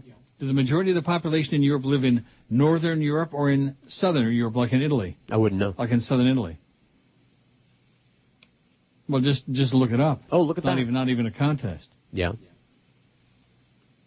The fake Mahatma Gandhi. You'll chortle when you hear this. No, I didn't say snortle. I said chortle. Okay. Snorkel. The fake Mahatma Gandhi says the reason people didn't go to George's appearance is because it was under-advertised. Also, you're on AM radio on a sports station. They should air your show twice a day, live in the morning, and then replay at night, get rid of all the sports crap in between. Right. Under-advertised my ass. I plugged the living snot out of that appearance. I was begging and pleading, please do something nice for little George, okay? Show a little Rachmanis. Go there and make him feel loved and useful and like a human being with all the crap he has to deal with in his life, and then his car breaks down on the way to work this morning. And they just don't care. They don't care enough to send their very best. That's all right. But, boy, when it comes to, I've gotten a real education from this, and reinforces what I was saying about people not wanting to live in the hostile places. Like L.A., even assuming taking out the smog and the earthquakes and the mudslides and that. All of these things. Even taking that away, the fact of the matter is it's a dangerous city. Dangerous. It's the only place I've ever lived for a couple of months. That was enough. Where you could feel the danger in the air. You know what I mean? Mm-hmm. You'd walk around, you'd look over your shoulder, like who's going to kill me next? Just not a good plan. In addition to which, all of China and Vietnam and Korea live in Los Angeles now anyway. Look at that email. No items in this view. Except for hostility and negativity, they got nothing to say. Neil at neilrogers.com. It's my last plea for the day. Boy, you really are living in your own little world, aren't you? If you love it in South Florida, if you have a great life, I'm happy for you. Good. Good. You stay there, I'll stay here. Just like this thing with this ball game here over the weekend. The whole entourage from down there was here. Joe Rose, Jim Mandich, Joe Bell. Who else? Who else was here over the weekend from that place? No idea. Not that I was expecting any communication, but wouldn't it have been decent? Wouldn't it have been decent after almost 11 years on this radio station? If Joe Bell took you out for a drink? Not even meet me. Just send a message. Even something funny like, boy, thanks for the great weather you say for anything. Just a communication to acknowledge my existence, and they can't do it. A horse head in the bed? That would have been good. A horse's head in my bed from Woodbine. Couldn't do it, didn't do it, wouldn't do it. And this is the nature of the people in South Florida. Not all of them. There's some very nice people down there, and I've met a few. Not too many. A few. Look at the nice people that showed up on at Gulfstream that day. Mm-hmm. Remember that? I sure do. That was our last hurrah, I think. And living proof of it was your appearance on Saturday. 6 people show up on the man's birthday. Forget about just an ordinary pedestrian appearance in a very reachable, accessible location for our audience. No! Or what used to be our audience. Yeah, that's more like it. Weren't you like a little bit shocked and dismayed? No, not at all. No? No, it was a beautiful day. Everybody's out shopping. Nobody's got time for that crap. What do you mean everybody's out shopping? Is this the new excuse? Everybody's broke. Everybody's out of work. Nobody's got any money. And now the new excuse for everything is everybody's out shopping. Is that why we're not getting any emails today as usual, which has lately been less and less and less, reduced to like a puny number? And if it weren't for the fake Barry Jackass and a few other fakes, we wouldn't be getting anything at all. Here's one from, lifeless Adam in Kitchener-Waterloo. It's snowing about minus 30 with a wind chill. I'm still going to haul my ass to the gym at 2 because it ain't easy being this hot, says says Adam, who obviously lives in a home with no mirrors. I don't know, maybe he is hot. What do you think? Let's put him on the poll. Not. Adam in Kitchener-Waterloo. 430 votes on that poll. What's our goal today, 500? Sounds good to me. We're not going to get a whole lot because it's a real faggy poll, You can have an opinion on that without somebody calling you like that, okay? You can still have an opinion. How many years have I been trying to convince these people that I know a real hot-looking chick when I see one? That doesn't mean I want to hop on her bones, but I can certainly identify her when I see her, like at the casino or in a shopping mall or like that. So why is it that all these heterosexual guys, when there's a really good-looking guy, it's like, I don't know about that. I'm not a fairy, I don't know. I can't tell. I can't tell.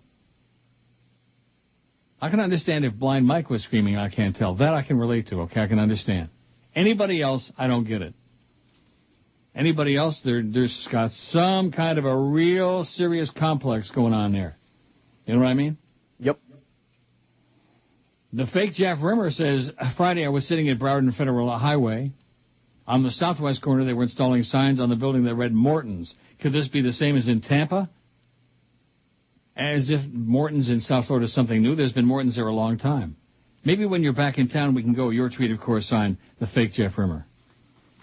Oh, it's from Alan. Alan says, keep up the great work to you and George. Have a happy and safe holiday. Thank you, Alan. See, Alan was nice there after a very weak attempt at humor from the fake Jeff Rimmer.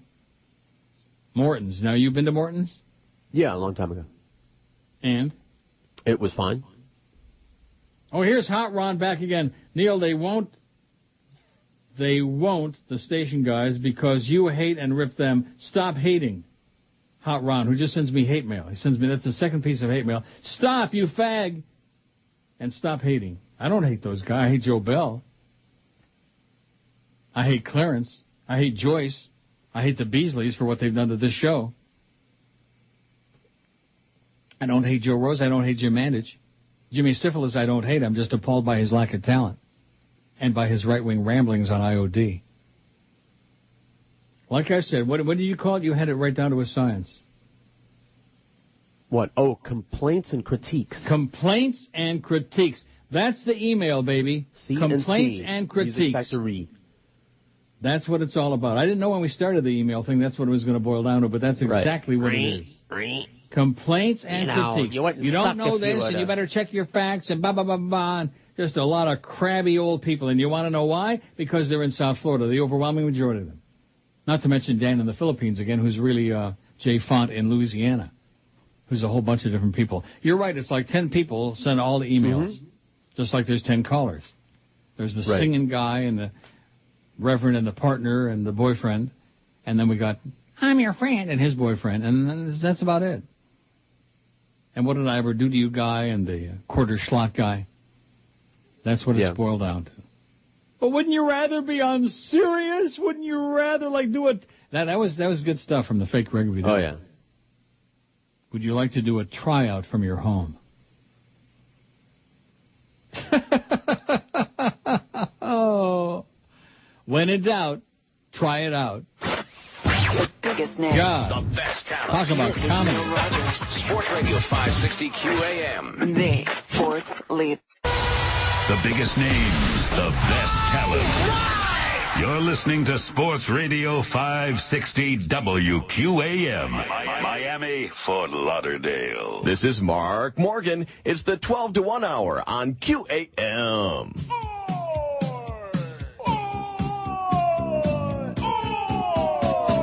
It used to be hot back in the good old days before the old parts came and politicians named Jose. This town was once alive. Yes. They even had spring break. There were things to do all night in Broward and in Day. But the old fart walking dead had the power to elect the crooked Julios who just got off the boat. I heard Neil Rogers cry. This is the day that Miami died. Everyone who thought that they knew best are the ones who brought us slow and painful death to Miami. Can you believe there was a time they had casinos in Hallandale? Tried to organize the crime, but the experiment had failed. When the brain dead came to town and tore the fun stuff down, they pissed all over the place. It's a big goddamn disgrace. I heard Neil Rogers cry. Oh, I had to dump that, baby. This is the day that Miami died. What a great place it could have been, but self-serving assholes ruined it with apathy. Like I said. Yeah. Those are the days. Oh, man, why didn't you warn me? Hey, watch out. Huh? Funny. Funny what? Funny business. Yeah. Well, it sure is a funny business. I hit the dump button about 75 times in that bit. Potty mouth, chicken neck, real potty mouth. Rob said, did you read the story about Charlie Crist's trip to Europe over the summer at taxpayers' expense with an entourage of 12 at the cost of over $500,000? Nice, you fairy. You fairy. Meaning the governor, not me. I mean. Oh, and I forwarded you just now. You're chuckling now.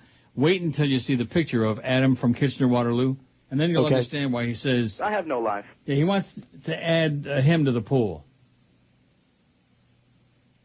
What a chubby-faced...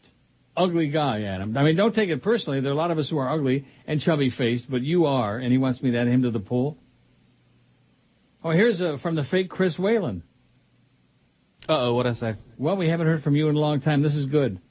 Maybe this is an omen for the last 2 hours. Something different beside the fake very jackass. I'm getting real tired of all that radio crapola. 436 votes on the poll, and Stephen Strait's only got 4. That's because they haven't seen The Covenant. That movie, though, is strictly for... Gay. For fags like me. I threatened to send it to George. He won't watch it. Right. I'll send it's been on cable and stuff. I've seen it? Popped it on. I see what the people look like. There's a locker room scene in that movie that's just for every fag in the world. It's just every time I turn it on, it's like they're by the pool and everything like that. Yeah, almost naked. So the fat Chris Whalen says, I'm sorry that I'm fat. Now, did you check Adam's picture yet? No. Take a look at it. I will. And see if I'm being unkind. I'm having email problems. I'm going to have to restart. What? Oh, my God. What kind of a schlock operation are you running there? No wonder they didn't come by and pat you on the head. I still can't get over that. And as far as the fake, whatever his name was, I plugged the living snot out of that thing. Even you'd admit that. Oh, yeah. Over and over and over. 20 times an hour. Go see George. It's his birthday. Right. Bring him a nice card. Pat him on the head. Say a good job. Something like that. Do they show up? No. Do they bring a frankincense and myrrh? No. They bring nothing. Zippo. Oh, I got some nice stuff. Don't think I Get out of here. 5 or 6 people show up and you're trying to I'm really happy with what those people brought, though. Well, that's good. Very nice things. Really? Mm-hmm. So the fat Chris Whalen says, I'm sorry that I'm fat. Did you look at that picture yet or what? Of Adam in Kitchener-Waterloo who doesn't get out of the house much? I have no life. God. Why would he send me that picture? And does he really think that he's human looking? Actually, he looks Jewish. It says, I guess that this will be the end of our glorious relationship. I'm sorry that I'm such a fat slob, Neil. I was informed this morning that because of the old salami smell that penetrates all around me, I'm being let go from WQAM. Clarence told me I eat too much, stink up the bathroom, and am a sad excuse for a human being. My relationship with Jolly Joe has also suffered because of my Famunda cheese stench as well. Yesterday I was sitting on the toilet eating some nachos with cheese and reminiscing about the day when Jolly Joe would lube up my... Oh, I can't read that. I remember how refreshing it used to be when my fat ass was bent over. I also can't read the rest of this. I love you, Neil. We'll miss you when I leave WQM. I'm going to kill myself today, Neil. I'm going to Taco Bell after work, go home and sit on the toilet and eat myself to death, just like Elvis. Please keep my name alive, Neil. I will miss you. Goodbye. Signed, Fat Chris. Well, we'll miss you, Fat Chris. You're too sweet. Now, you're going to go home and eat Taco Bell on the toilet? No, I don't eat on the toilet. It certainly sounds like a way to go, though, so to speak. I keep thinking about that Joyce that I was going to take in the first hour, and now here it is the 12 o'clock hour. And I'm still, it just kind of like went away. I know it's lurking in there somewhere. It's lurking in my colon. But George brings up a good point. When we have a two-man show here, what's going to happen when George all of a sudden makes a run out of the room? Right, for any number of reasons. Right. You know, we could have technical difficulties and things. We're going to have a lot of dead air, and there's going to be a lot of business being done on the air. And I'm going to be talking a lot and thinking I'm talking to you, and you're not going to be there. That's right. Because that's what happened that first week. You know, we did it just the two of us for years, and we never needed anybody else, and we would brag about that, both of us, about how we never needed anybody else. And then you went to Toronto, and guess what? Then we needed somebody else. But they've been conspiring to destroy the show since the show came here, and, you know. And here we go. Here we go.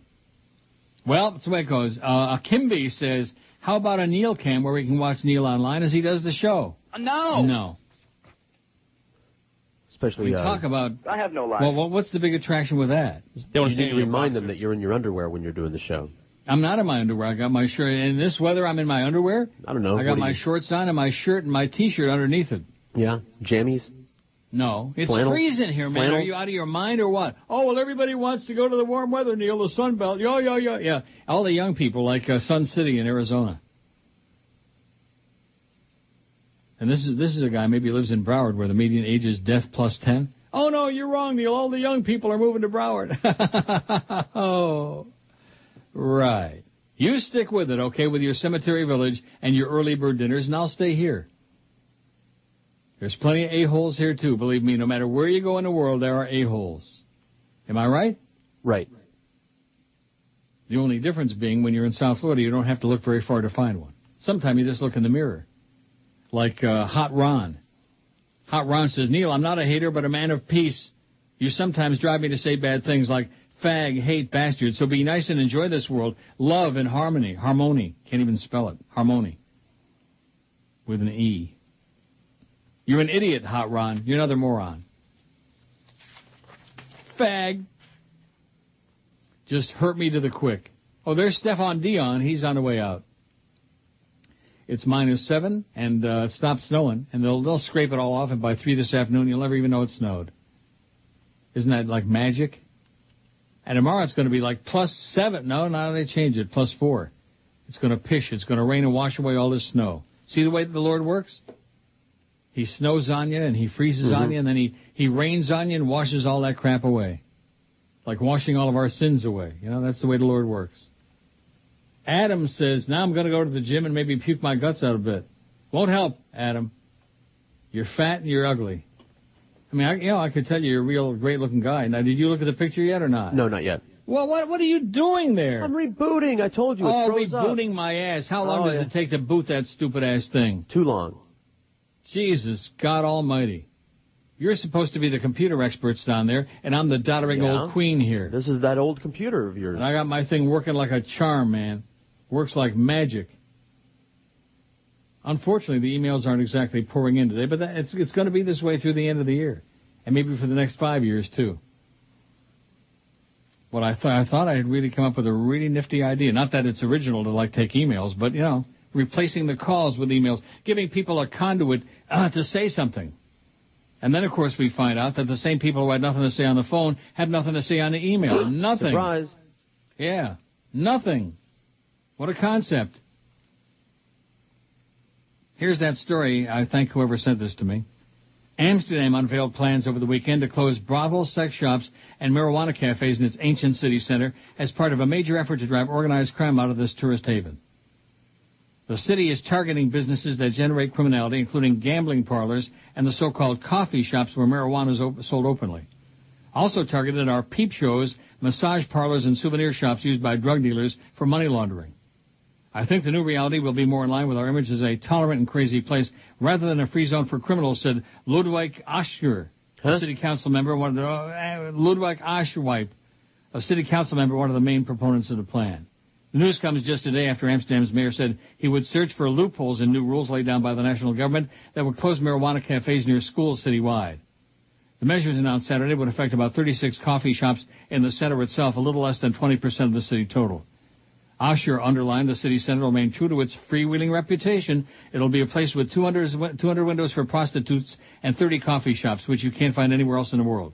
Very exciting, but with cultural attractions, he said, and you won't have to be embarrassed to say you came, so to speak. Under the plan announced Saturday, Amsterdam will spend 30 million euros to 40 million euros to bring hotels, restaurants, art galleries, and boutiques to the center. It will also build new underground parking areas. Sounds like Rudy Giuliani's been there. Let's sanitize it like New York, like Times Square. Amsterdam already had plans to close many brothels and some coffee shops, but announced Saturday it's going to go further. Asher said the city would reshape the area using zoning rules, buying out businesses, offering assistance to upgrade stores. The city has shut brothels and sex clubs in the past by relying on a law allowing the closure of businesses with bookkeeping irregularities. Prostitution will be allowed only in 2 areas in the district, notably the Walls, a web of streets and alleys around the city's medieval retaining dam walls, the area between a center of prostitution since before the city's golden shipping age in the 1600s. Prostitution was legalized in the Netherlands in 2000, formalizing a long-standing tolerance policy. Marijuana is technically illegal in the Netherlands, but prosecutors won't press charges for possession of small amounts. Coffee shops are able to sell it openly, the ones who are still going to be open. How do you like that? Okay. About as much as I like those pictures you sent me. Did you see it? Yeah, no. Why'd you do that? Just to share the pain? No, because he thinks that he should be on the list, that he's hot. Obviously he's got a great sense of humor. I could go out on my patio right now on my balcony and be as hot as he is. And the temperature's like minus infinity. Maybe he's serious. Maybe he really thinks he's hot. You know, there are a lot of people who think that they're I know. incredibly... I wish I had that mental defect. You know, it'd be great for confidence. Yeah, real confidence booster. You're ugly, Adam. I mean, really gross. I don't want to, deflate your ego, but you are fat-faced and ugly. You make Fat Chris look like Stephen Strait. How do you like that, Chris? Mm-hmm. Well, thank you very much. Maybe you could, take your picture next to Adam Osmack. So when's Geldy leaving? The Beast will be on tonight from 8 to 11 for D.A., who was on this morning for... Rock Solid. Big O. Don't ask. Don't ask. Neil's half-price deals are the hit of the town, and again, this week we got a good one back for us. Starting Thursday at noon, you can buy $50 certificates for just $25 to Dan Marino's Restaurant, South Miami's home of first-class dining entertainment. Inventive recipes, a cosmopolitan decor, seasoned staff, and a full-time chef ensure that an afternoon or evening at Dan Marino's will be a really memorable one. And like Danny Boy himself, Dan Marino's is dedicated to giving their guests a legendary experience. During football games, Marino's has got great beer specials, just $3 draft imports. If you're looking for a place for your holiday party, large or small, Dan Marino's can accommodate your group. Give them a call at 305-665-1315. Located at the Shops at Sunset in South Miami, it's Dan Marino's Restaurant. This Thursday at noon, go to WQAM.com and buy $50 certificates at half price, just $25. The biggest names. The best talent. This is Neil Rogers. Sports Radio 560 QAM. The sports leader. The biggest names. The best talent. It's the DA Show. Weeknights from 8 to 11. Here on Sports Radio 560 QAM. The sports leader. Portholes are strange. They're never happy. Never get laid and stay home all alone. Excuse me, sir. I'm with 560 WQAM. We'd like to know, are you a sport hole? Yeah, damn right I am. Oh, what's your opinion? I mean, what's your take on the recent changes at WQAM? Well, I'm glad that old fag is gone, 'cause I want to hear sports all day. You know, just real men talking all day about men. Now, I know they got that Cuban feller. He's filling in, but he talks too much about women, you know. He's a straight guy. But I want to hear other men ogle other men's firm butts and tight loins. Well, that's what sports is all about, buddy. Give me all sports radio, where they ogle men all day. Give me all sports radio. I grab myself when I hear sports holes say, look how fast he can run. Look how fast he can jump. That's the kind of man I'd like to hum. Give me all sports radio for the manly man who likes men. 1217 at 560 WQM. The emails are trickling in, and they get dumber and dumber, okay? Wow. Dumb and dumber and dumber. Let me read you the dumbest one of these three. From Bill. Can't vote on your poll today because I'm not gay. I never have been gay. Happy birthday, George, says Bill. Thanks, Bill. But he can't vote on the poll because he's not gay, like Larry Craig. Is that pathetic or what? Whatever. Can't vote on your poll today because I'm not gay. So I can't identify a good-looking guy. I think a lot of you guys are intimidated by good-looking guys. I think that, oh, geez, I sure wish I could look like that. But they're not going to say that out loud, you know. No. 449 votes on the poll. And I'm not looking for additions for additional... For example, here's one from Rudy. This gentleman might not be in the young age bracket, but he certainly is handsome and very masculine. He's either from Scotland or Wales, an actor by the name of Gerald Butler. You ever hear of Gerald Butler? Gerard Butler, perhaps? Well, it says Gerald here. Never heard of Gerald. I beg your pardon? He's been in one of the Laura Kraft movies, P.S. I Love You, and the most famous of them all, the role of Leonidas in 300. Check him out. Leonidas?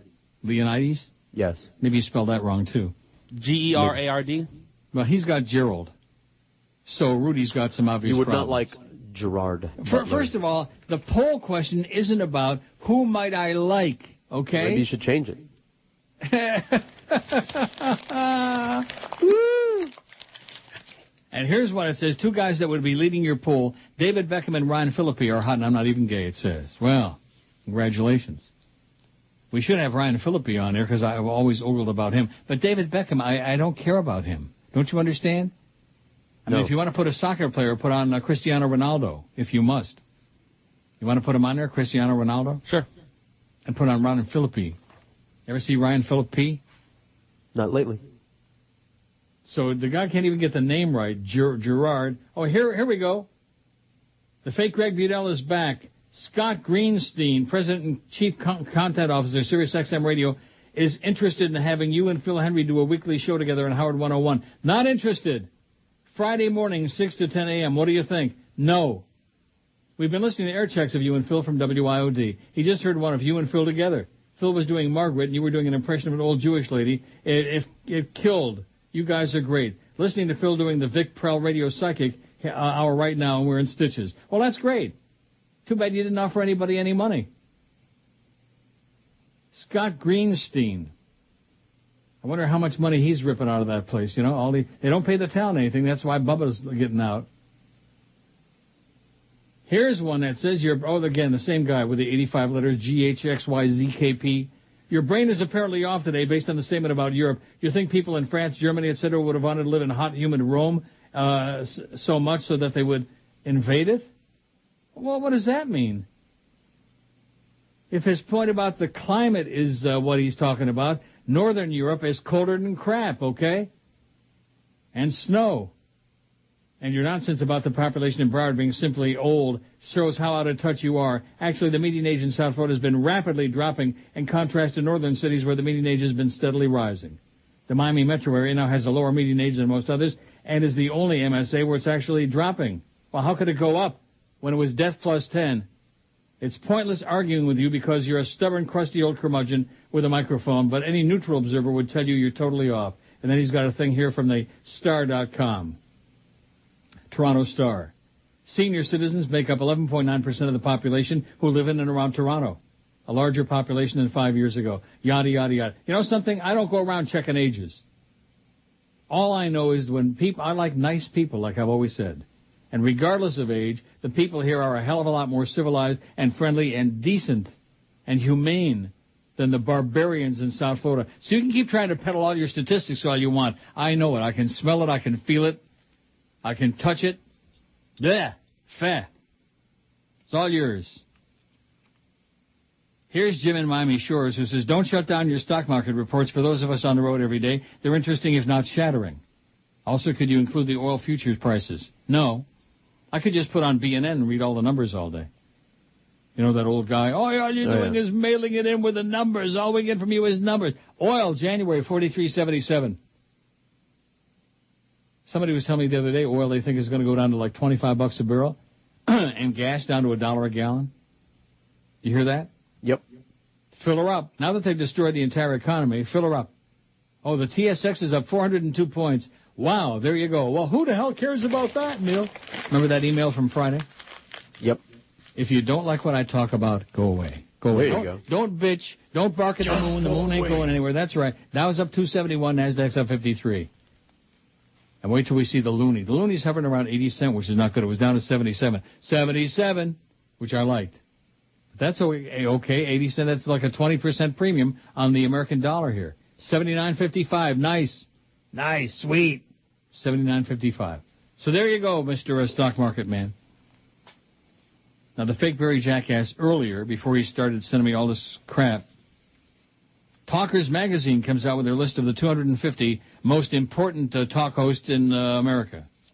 Talkers Magazine highlighted by the top 100, of which I've dropped to number 76. I used to be number 15. Then I forget what it was last time. Now I'm number 76. Phil Henry's 79. Are you sure?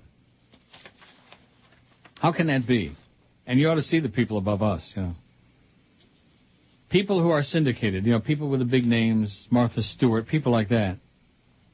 Yeah. Here's the poll result. Of all the guys Neil thinks is hot, who do you actually think is pretty good looking? And unless you're gay, don't vote on this because it might make you gay. If you vote on the poll and you're heterosexual, all of a sudden you'll turn gay immediately and you'll start looking at naked pictures of guys. Johnny Depp, 185. Tom Brady, 128. Brady Quinn, 72. Hey, Brady. You fairy. Luis Miguel, 24. Luis. You fairy. Jesse McCartney, 12. Grady Moorsize, 11. Matt Castle, 10. Matt's getting short change there, I think. Maybe they don't like that little pointy nose he's got, you know? Or maybe they're just jealous of the fact that the Patriots won again yesterday against the little girls' team. Even after getting they already are playing like with half a deck, and all those additional injuries they suffered yesterday. Even Chris couldn't believe that. I heard there was a bunch of injuries. I don't know who it was, though. Yeah, everybody. The whole team is injured. Even Belichick's sporting a sore one. Grady Moorsize, 11. Matt Castle, 10. Rocky Echeverria, Stephen Bauer, 7. Joey Jonas, 6. Steven Strait, 4. And none yet for Cristiano Ronaldo, spelled wrong. And Ryan Philippi has none. You've got Christian Reynaldo. How's it supposed to be spelled? That's how I found it. That's how you found it? Yep. Cristiano Ronaldo. No Y. Maybe I'm wrong. I don't know. I don't think so. I'll look again. Look again. Look it up. Google it. Squeeze it. Dow up 257. Tim in Miami says, my belated happy birthday wishes to George. Yeah, where's the happy birthday stuff for George, huh? Thank you, Tim. Huh? Where is it? Where is it? I got it ready. Yeah, you got it all right. You got what you're going to get, which is nothing. Hey, you were correct. It's no why. Listen, I know Cristiano Ronaldo, okay? And I could care less about soccer. I'm sad to hear about Chris and his conversion to part-time. I'm sure they will abuse him by scheduling odd hours, it says. Quick technical question for George. If I attach a photo on my end, does it automatically get inserted to the message as on Outlook Express? Thanks for the great show, says Tim in Miami. Generally speaking, yes. Generally speaking, whatever that means. It ought to, but you know how that is. Yeah. It'll do what it does. It'll do whatever it's going to do. Give it a shot, Tim. The best Give it a shot. Neil Rogers. Sports Radio 560 QAM. The sports leader. MONDAYSUCKS.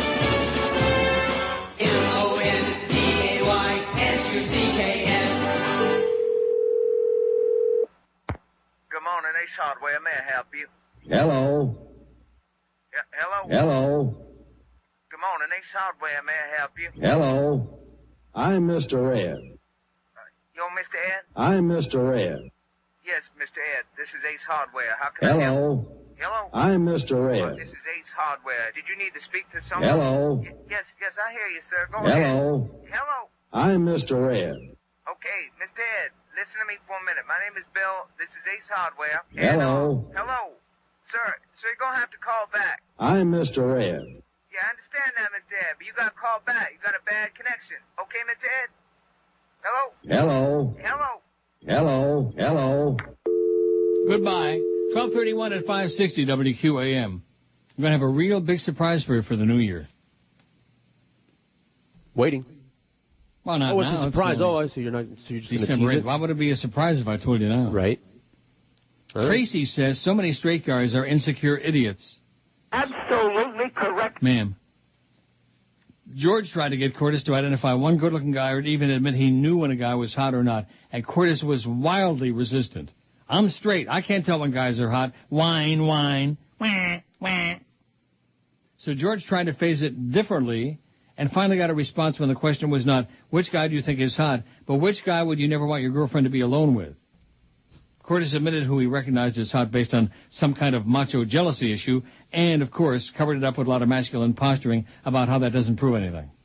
Another example of George's stellar investigative skills, says your friend Tracy. Thank you, Tracy. Also had to pretend that he was a producer for a movie or a TV show, having to cast, the role of the leading man and the romantic interest for the beautiful young woman. It's like, who would you cast, of people that you knew? Somebody that looked like, what's this gay guy? Jesse McCartney? Mm-hmm. Or Chris. Well, what do you mean gay guy? Jesse McCartney is gay? I don't know. He just sounds that way. His music is. Yeah. I don't mean gay in a homosexual way. I don't mean gay in a homosexual way. Oh, my God.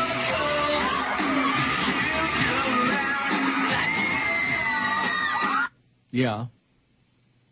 And? Nothing. I was done. Oh. Well, I was hoping there was a lot more to the story. That would kill at least another hour and 27 minutes. Well, there's no items in this view. I'm looking now. I'm desperately looking around. I mean, I've got a few here, but it's pretty grim and slim. Oh, here we go. This is from somebody who's in the blocked category. Neil, you want to know why no one showed up for George's birthday appearance? No one cared about George's birthday. That's why. There you go. Oh, this one's worth printing out. It's long. Wow. How do you like this? I love it. It's from someone who's already blocked, so it must be a real jackass.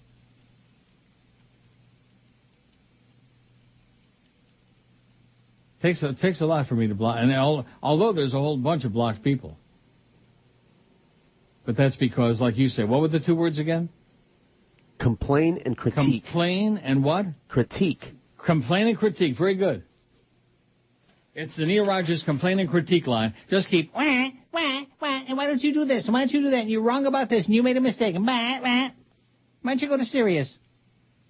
My response to that is, why don't you go to hell? That's my response, including you, fake Greg Budell, and all your Jew boy friends up there at Sirius. I didn't know Greg Budell was Jewish, did you? Cox ahoy, Greg. It says, you want to know why no one showed up for George's birthday appearance? No one cared about George's birthday, that's why. Still, it says, Schmidt, there are damn few of us in the audience who care about George or you, period. Following that line of thought, why would you be surprised we don't care much about either of you anymore since your apparent conversion to Canadianism and then announced to the world we as South Floridians are no longer worthy of you even living among us, even though you still seem to feel free to suck your living right out of our collective rectums? But obviously this person is still listening, though, even with all the hostility. Right. Times have changed in South Florida since you left, and especially since 9/11. Many people have only time to focus on real Americans, you know? Oh, yeah, real Americans. Like John McCain and Sarah Palin. And as for those in WQAM senior management ignoring you when they went to Toronto for the Dolphin game, that's just effing hysterical. As if it was a surprise, of course. Now you can start to know at least a little just how we felt after you stiffed us down here by moving to Canada, yesterday's news guy. So I guess that misery loves company, and if I don't live there in South Florida amidst all these miserable people like this jackass, therefore I'm doing something evil. One can only guess the laws governing pedophilia offenses must be more liberal in Canada, eh? No, they are not, Oliver. No, they are not. And pedophiles aren't attracted to 18 and 19 and 20-year-olds. They're attracted to children, like maybe your priest. Maybe Father Toole. Just bitter, nasty, rotten hate. We don't care about you. We don't care about George. You're a pedophile. You're a pervert. You abandoned us. Yeah, that's right. Bah, bah, bah. Thanks for your love from South Florida. God. Oh, Dr. Al, I'm going to block him. I can't take him anymore. Dr. Al. Obama's looks. No, I'm not interested, Dr. Al. I'm blocking you. You're just crying. You never have anything to say. You're boring. You're ponderous. Oh, Jim DeFetus is on here. I think it's the real Jim DeFetus, don't you? Or is it the make-believe Jim DeFetus? Oh, I don't know. Well, you don't believe in anybody. Right. So just because I'm ugly as sin, does that mean I'm blocked or you hate me or what, says Adam? I don't hate you. You're not blocked. You don't have to be. I mean, I don't look at the pictures of the people that send the emails, nor do I care. Just relax, my God, Jesus, God Almighty. These people, they keep saying, I need help, you need help. You need serious help. I have no line. God. Wow. Does that mean he's blocked or I hate him? He sounds like Greg Budell, the real Greg Budell. Everybody hates me. Why does everybody hate you? Because they do. They just do, Greg. Brenda says at one time you were addicted to Andy Roddick, or attracted to Andy Roddick. Well, he gets uglier as he ages. I vote for Roger Federer, who's also a tennis player, and hot. What do you think? I think Roger Federer is ugly as my ass. Andy Roddick used to be okay, but not. He's not in the same category, okay? She'd vote for Roger Federer, meaning that she desperately needs new eyeglasses. She needs something. Jim DeFetus says, Bubba, speaking of Bubba Love Sponge, has always been one of those one-market wonders who fill some little niche in that market, in Bubba's case, Tampa. But any attempt to expand beyond that market fails, and they're forced to crawl back to that market licking their wounds. We all knew Bubba was just going to be filler on Howard's channel. Sure, he may have won a handful of listeners, but not enough to justify his existence on satellite. He's right about Sirius, now Sirius XM being poorly managed, but I doubt any more support on their part for Bubba would have made a difference anyway. Bubba's show is still, as one person put it, a bunch of hillbillies from Tampa that nobody listens to, and that's ultimately why he fails. And no amount of finger-pointing or threats to beat people up on his part is going to change that. In fact, it only makes things worse for him, threatening to kick Opie and Anthony's asses. It's just going to make him look even more like the meathead hillbilly that never got past the 4th grade that he is. Yeah, those Tampa wonders, man, like Ron and Ron, for example, they're really something. Remember those days, the Ron and Ron show? Oh, yeah. Thinking they were doing a TV show on radio with a bunch of skanky hookers running around almost naked all over the hallway. It was just, and what's his name, with the dreadlocks? Yeah, Ron Bennington. Ron Bennington with the dreadlocks. Oh, my God. The dreadful dreadlocks. Joe Pesci Jr. with dreadlocks. Yeah. 482 on the poll. Our goal is 500. Because we know that only the real pansies out there are going to vote on this poll. Ryan Phillippe finally got one. Take a look at it. Names. The best talent. This is Neil Rogers. Sports Radio 560 QAM. The sports leader. Floridians, dumb as dirt. Oh, God, don't go in there. Oh, you hear my stomach bubbling? Oh, it's bubbling. Oh, God, I gotta go back to the bathroom. Watch out. People heading home from work late one night when they saw the sign on the fast food line. They pulled in and gave their order to the girl.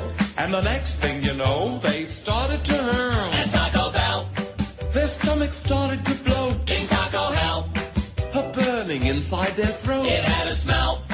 That's when they started to blow. Not feeling well. From the bean burrito. It must have been the curse of the quesadilla that's causing all of this diarrhea.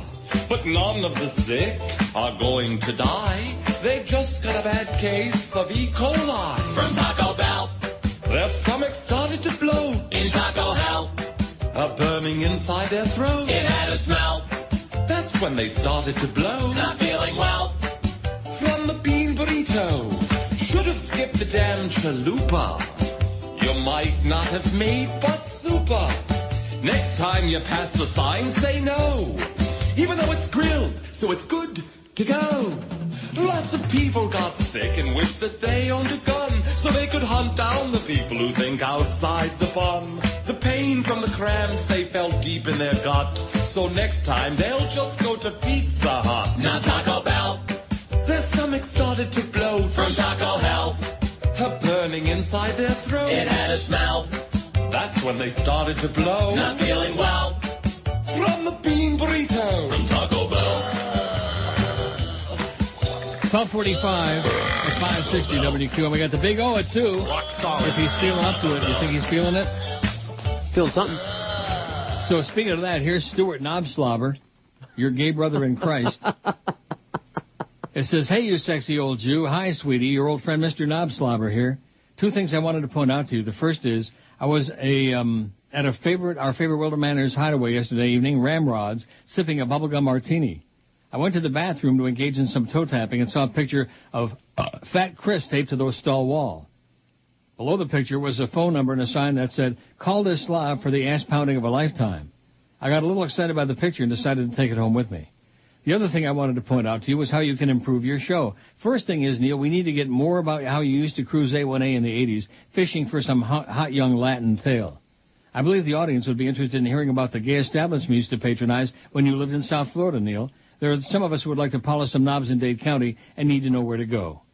I love you, Neil. I'll be in Toronto for the new year and will be happy to come over to your apartment and polish you and Paco's knob for a low price. Let me know. Sincerely, your gay brother in Christ, Stuart Knobslobber." El Paso, Stewie. Well, at least that wasn't, "We hate you. We don't care about you or George or Chris. We hate. Yeah, you guys stay there. I'll stay here, okay? Oh, you've got some nerve. Not staying here and sharing our misery and our hate. Too bad. 491 vote on the poll. Of all the guys Neil thinks is hot, who do you think is actually pretty good looking?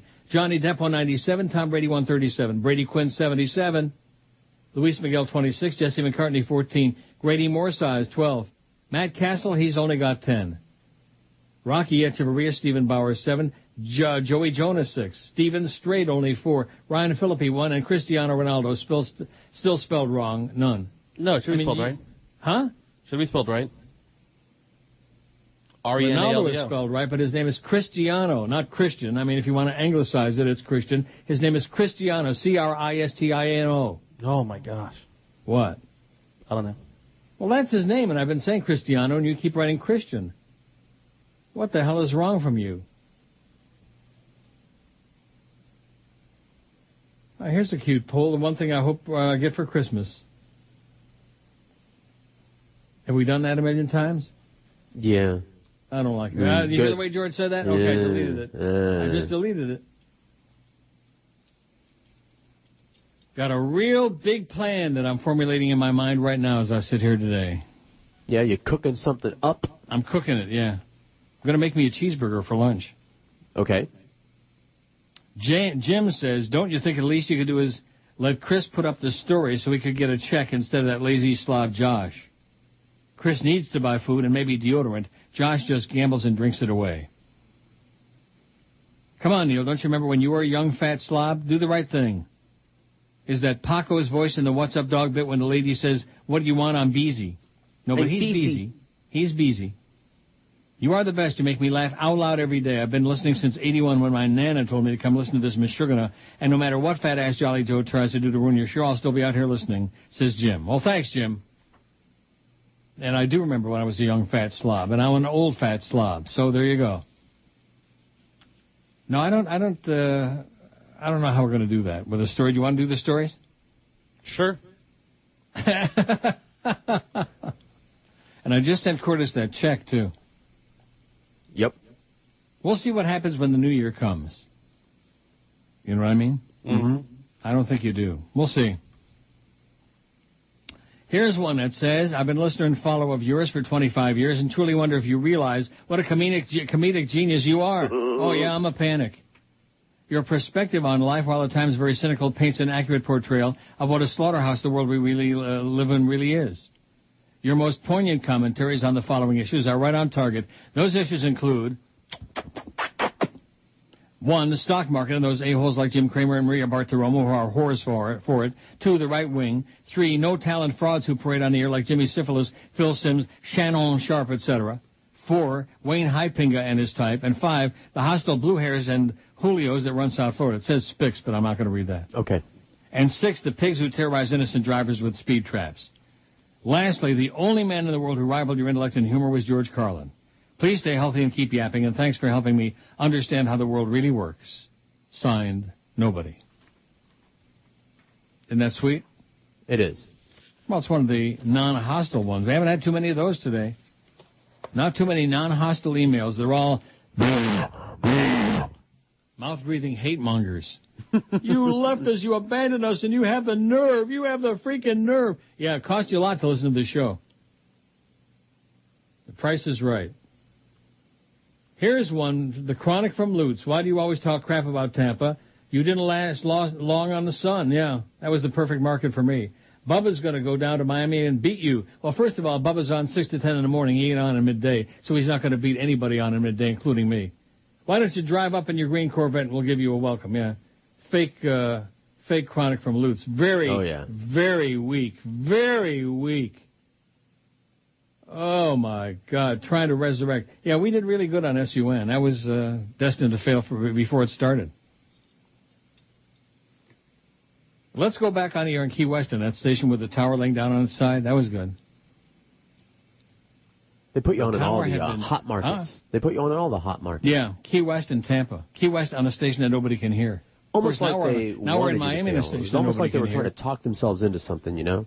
What do you mean? Matt Neil Rogers, he ain't going to work in any other markets, so let's put him on in Key West and in Tampa just to prove ourselves right. Yeah, in Key West and, with a tower on the ground. Right, in the water. But that was to give me practice for working on a station with a bad signal, and look how it paid off now. Like that. You're going to miss that someday. Not every show where you hear like that. Of course, if I stop talking, they'll hear that all day, too. Got a couple of deaths. Okay. Elmer Valentine. Who? Co-founder of the Whiskey A Go-Go legendary live rock showcase on Sunset Strip in West Hollywood that gave birth to the go-go dancer phenomenon of the 1960s, has died. He was 85.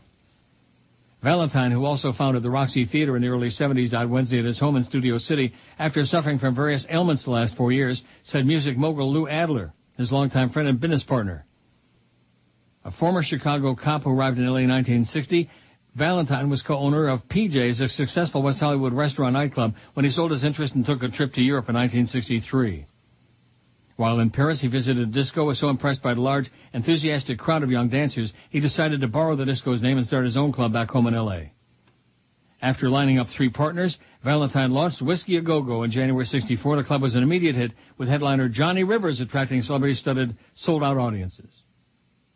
The Byrds, the Doors, the Kinks, the Who, Them, Love, and Buffalo Springfield were among the bands to play there. Oh, and the whiskey was a mecca. Guess who said that? Ray Manzarek, keyboardist for the Doors. Remember Ray Manzarek? Hey, sorry, I'm on the that? phone with my car guy. You're what? Talking to his car guy. All right, I'm done. Well, don't let me interrupt It George wasn't my talking to his bookie. car guy. Well, no, it was important. No, he went over to the car and he fixed it, and And what did he say? How much? $100 and change. Oh, for crying out loud! That check I said will more than cover that. Yes, it will. Thank God for Thank me, you. man. That's right. Thank you, God God. for. Oh, God. Guess who else died? Beverly Garland. Who? In a career spanning more than 50 years, she moved from B-movie cult stardom to scores of roles in TV, notably on My Three Sons. She was Fred McMurray's wife on My Three Sons. She was 82. Okay. She portrayed gutsy characters in movies such as Not of This Earth and It Conquered the World. She was also involved, an involved owner in her namesake hotel in North Hollywood, died Friday after a long illness, said her son-in-law, Packy Smith. I wonder if he's kin to Fudge Packy. Cute. In a career that spanned more than 50 years and began with a supporting role in the 50 film noir classic DOA, Garland appeared in about 40 films and scores of TV shows. Not only was she a terrific actress, she was one of those special gals who was fun to work with, said Mike Connors, who appeared with Garland in director Roger Corman's low-budget 55 film Swamp Women, and later worked with her when she made guest appearances on TV detective series Mannix. She played Fred McMurray's wife on My Three Sons. I don't even remember her.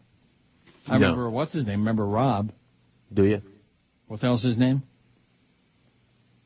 Oh, Don Grady. Okay, Don Grady. there you go.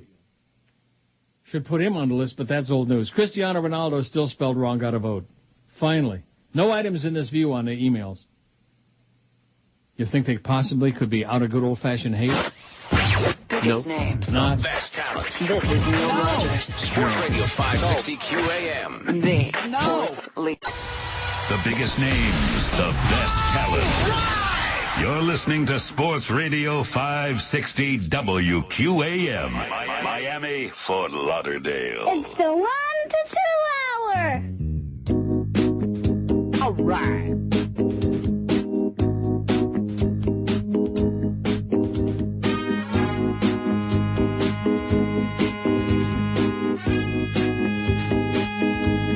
Can't believe the language I hear on TV. Every other word is an obscenity. It used to be the cable was a whole lot worse, but now the networks let their actors curse.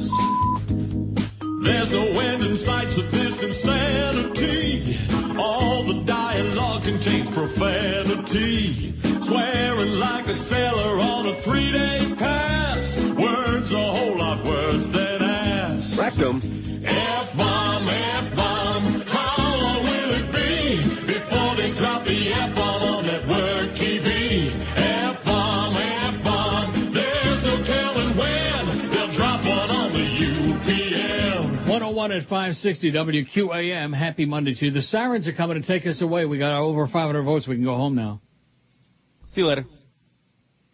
502 to be exact. Cristiano Ronaldo still got only one and still spelled wrong. I'm waiting for guess- Eric to fix it. What? I have to wait for Eric to fix it. That's okay. Christian's all right. Good Christian. Here's one that says, go see the movie Bolt. Excellent dog lovers movie.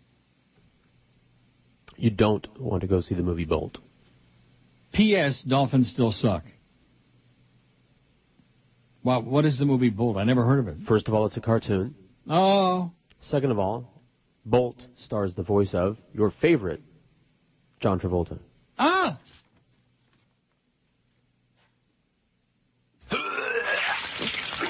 Yeah. That's it. It wasn't bad. It's a cartoon? It's a cartoon. It's for Well, children. why the hell would I want to see that? I don't know, just because you like little, people. Doesn't mean you like cartoons. Little people? Midgets, I'm talking. Dwarves. Midgets? Yeah. Little Midgets? Midgets? Sure. Pygmies. You picking on Joey Jonas again? He's wearing that ring, man. He's wearing it really tight. That, Yeah. I'm telling you. So many lines. I know. Guess who's for sale? I don't know. Me? The Herald. Oh. Want to buy a paper, it says? The only remaining thing of value said to be their prime waterfront land in downtown Miami, right behind the QM Tower. Maybe if we could knock the Herald building down, maybe, open up the way for our signal to get out a little bit better. like that. The McClatchy Company, burdened by debt and a steep slide in newspaper advertising, wants to sell one of its most prized properties, the Miami Herald, according to people briefed on the company's plans. McClatchy, the nation's third-largest newspaper chain, has approached potential buyers for the Herald, said these people, who asked for anonymity because they weren't authorized to discuss the issue. This is from the New York Times, by the way. But they said they knew of no serious offers for the paper, reflecting the evaporation of major investors' interest in buying newspapers. You know, I was thinking about that this morning. Why would anybody... I mean, I buy, like, the Toronto Star and even the right-wing Toronto Sun maybe a couple times a week. I used to buy it all the time. But why do we buy newspapers when you can go online and everything is much more up-to-date? Forgetting even about TV. A lot of people like the feel of a newspaper. That was up 254. They like the feel of a newspaper? Yeah. What, on their rectum? I don't. Yeah, maybe. It's a lot cheaper than toilet paper, I don't like to get the black finger. The company refused to discuss the matter. Elaine Linticum, the treasurer, said, "We don't comment on market rumors." The Herald is one of the largest of McClatchy's 30 daily papers, with daily circulation of 210,000, and arguably the most prestigious, having won 19 Pulitzer Prizes. But it's not clear what kind of bids it might fetch, if any. With newspaper profits shrinking fast, the economy contracting and credit tight, many newspapers have been on the block for months without selling. I'm telling you, man, radio, TV, newspaper business, all off source. Big, big trouble. Big trouble. And, of course, satellite radio, too. I'm serious. The people briefed on the company's plan say the Herald generates a very slim operating margin and that the most attractive part of any deal could be its prime waterfront real estate. But the Florida real estate market is in deep recession, one of the reasons for the struggles of the paper, which used to benefit from heavy real estate advertising. The bid to sell the Herald continues the fallout from McClatchy's $4.5 billion purchase in 2006 of Knight Ridder, the newspaper chain that owned the Miami paper. Largely as a result of that deal, the company's got about $2 billion in debt, payments on which eat up much of its cash flow. In other words, it blow.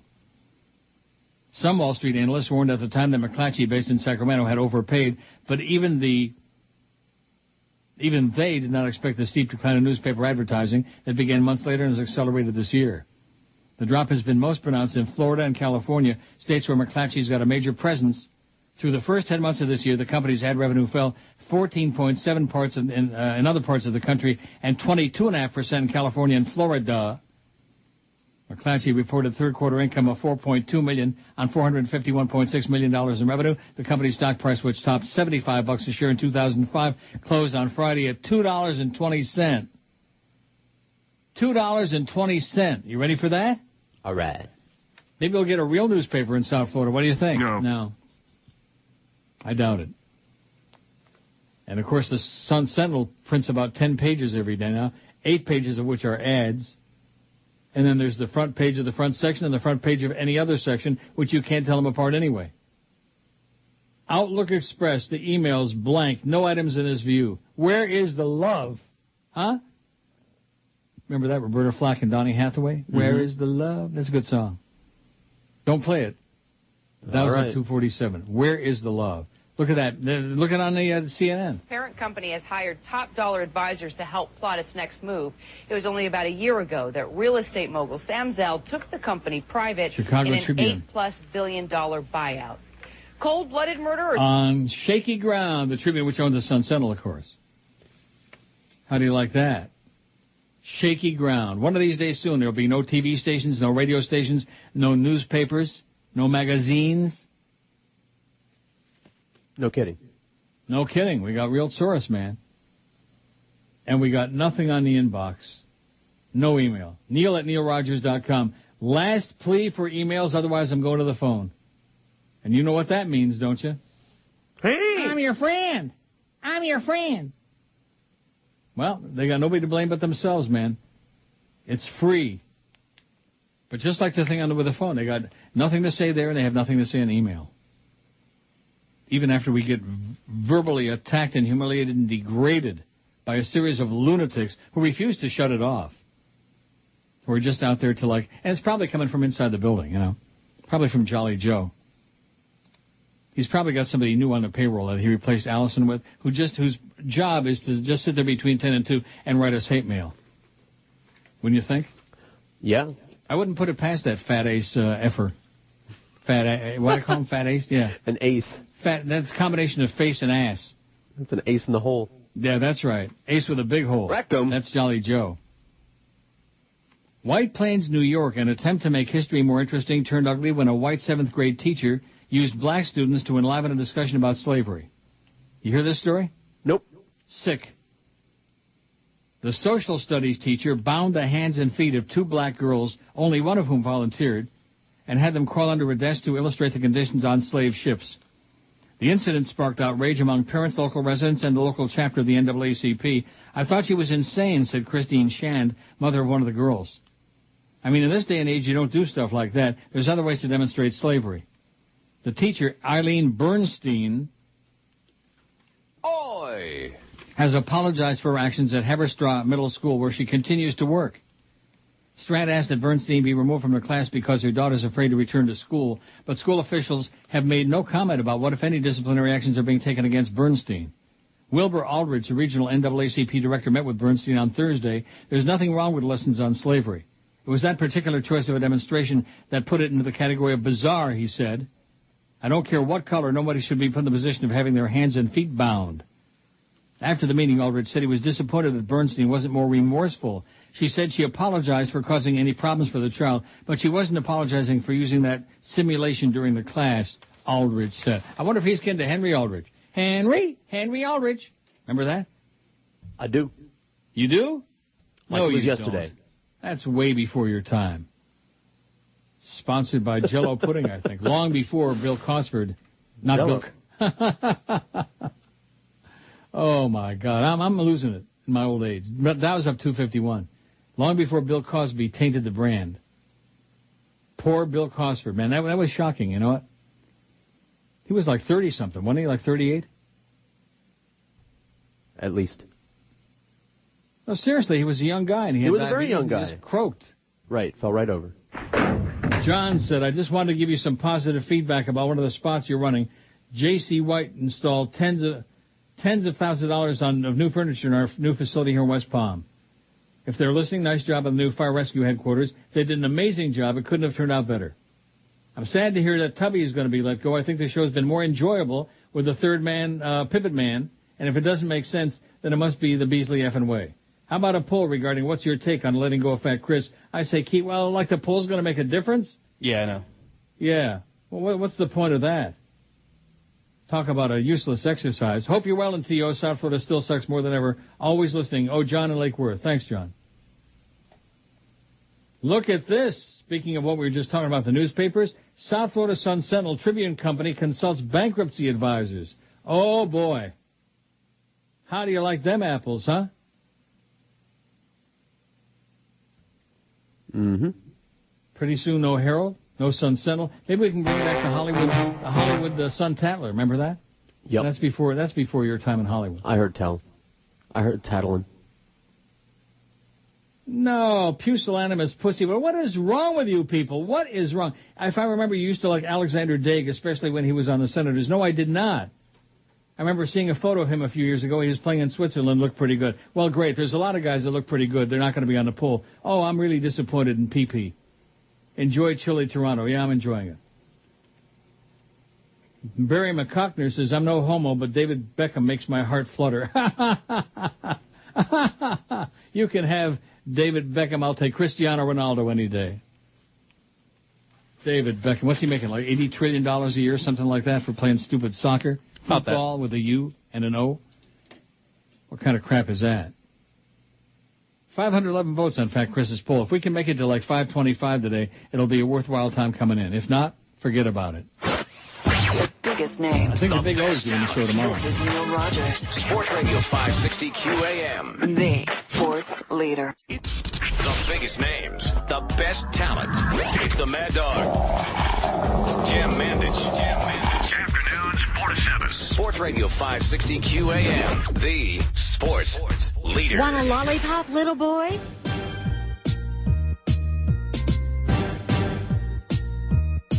Well, I just ate a big old piece of steak. It was a big mistake, 'cause now I think I have mad cow disease. I ate filet mignon, now my brain is gone. It'll be of me. Bovine spongiform encephalopathy. Once beef made me glad. So glad. Now I'm going mad. This tainted beef I'm chewing, it's gonna be my undoing. Too late to be a vegetarian. Tainted beef. Tainted beef. Tainted beef. Tainted beef. Don't be frying tainted beef. You'll be dying tainted beef. Tainted beef. 117 at 560 WQAM. Happy Monday to you, in spite of the fact that a lot of you seem to be real unhappy. Yeah. What is wrong with them? They live here. Is that it? You positive? Lisette says, I just want to tell you your poll is great, but it's hard to choose one guy, just one. There are a number of guys on there who are hot as hell. I would agree with that, because I have excellent taste. I voted for Johnny Depp ultimately, but probably would have voted for Cristiano Ronaldo if he had been on there when I voted. I'm a huge soccer fan. He's the hottest thing in soccer since Beckham. The reason for my email is I was listening to your show last week, as always, when you mentioned that James Brown on Sports Talk says Shannon Sharp's name at Shannon. I laughed at the time because I watched that show all the time, never realized it. I was watching the halftime show in the Dolphin game, and Sheree Schmidt, he said, Shannon, just that way. Shannon, Shannon. It's hip and cool and artsy-fartsy and stupid and dumb. My husband and I were cracking up thinking of you. Anyway, love the show. Keep it up, says Lisette. Thanks, Lisette. A real, honest-to-God email from a living and breathing person without hostility and hate and criticism. And what's the other thing? Critiquing Complaints and critiques. What is it? Complaints and critiques. No complaint, no critique.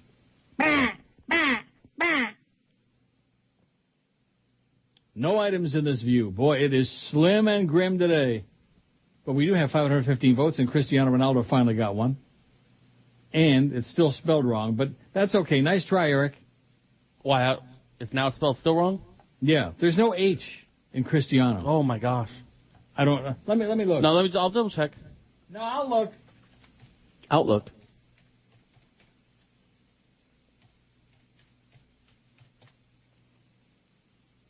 Like I said, there's no H. It's C-R-I-S. I have it right. Believe me, I know his crap, man. I know his stuff. Here's the ultimate Cristiano Ronaldo fan site. I bet it's got some nice naked pictures on there. Oh, that's a bad picture. Well, if he looked like that, I'd take him off the pole right away. That's a horrible picture. Oh, here's one that says photo for girls. Well, that includes me. Oh, all these shirtless pictures of Cristiano Ronaldo. For girls, it says. Do I count? Yes, you do. Oh, yeah. Look at that. Woo! Now, there's a real man for you, okay? There is a real man, Cristiano Ronaldo. I know most of you guys aren't looking for a real man, but he's got the 2 votes now that I got his naked picture on there. Well, we don't have it on there, but the Dow's up 221. It's hovering. It's holding. It's hanging around. Sun Sentinel parent Tribune Company is working with bankruptcy advisors at investment bank Lazard and law firm Sidney Austin to weigh financial options, including a possible restructuring for the heavily leveraged media company, sources said yesterday. It's an uncertain and difficult environment, Tribune Company spokesman Gary Weitzman said last night. We haven't made any decision. We're looking at all of our options. Nice going, Randy Michaels. They brought in Randy and his partners in crime, and they're putting them out of business. Tribune Company has been struggling under a $13 billion debt load since real estate magnate Sam Zell turned the company private last December in an $8.2 billion leveraged buyout. The company faces a monetary deadline of $70 million of unsecured debt it took on before Zell's deal. Sources said Tribune Company's got cash, could draw an existing line of credit with its senior lenders to pay today's bill, but the sources said the company was undecided late yesterday as whether it made sense or if the company would be better off negotiating with senior lenders to restructure its debt. Tribune Company hasn't been immune to industry-wide declines in advertising revenue, and its cash flow has eroded since the deal was done.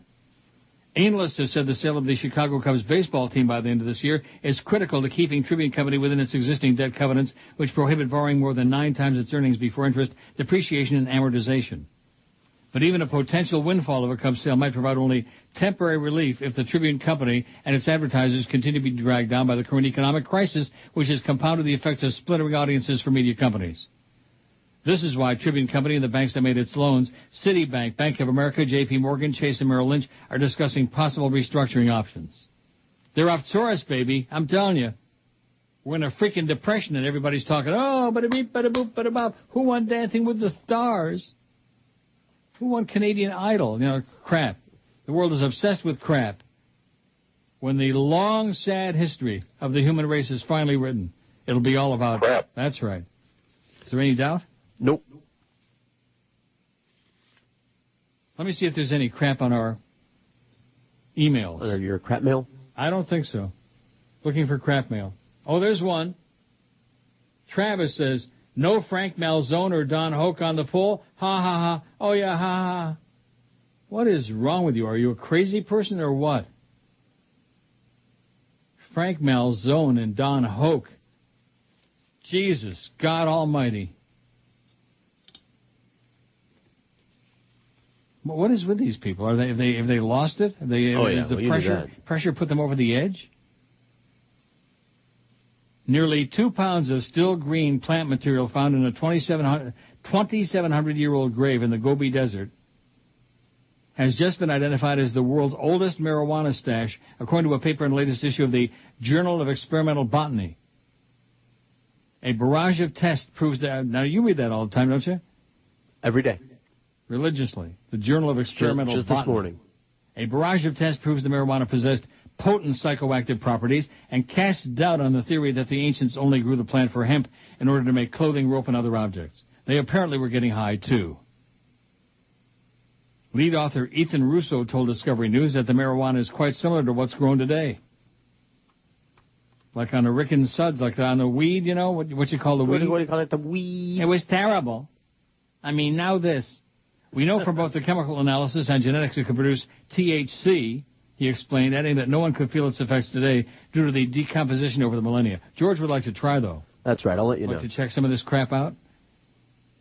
Russo served as a visiting professor with the Chinese Academy of Sciences Institute of Botany while conducting the study. He and his international team analyzed the cannabis, which was excavated at the Yanghai Tombs in China. It was found lightly pounded in a wooden bowl in a leather basket near the head of a blue-eyed Caucasian man who died when he was about 45. Ever been lightly pounded?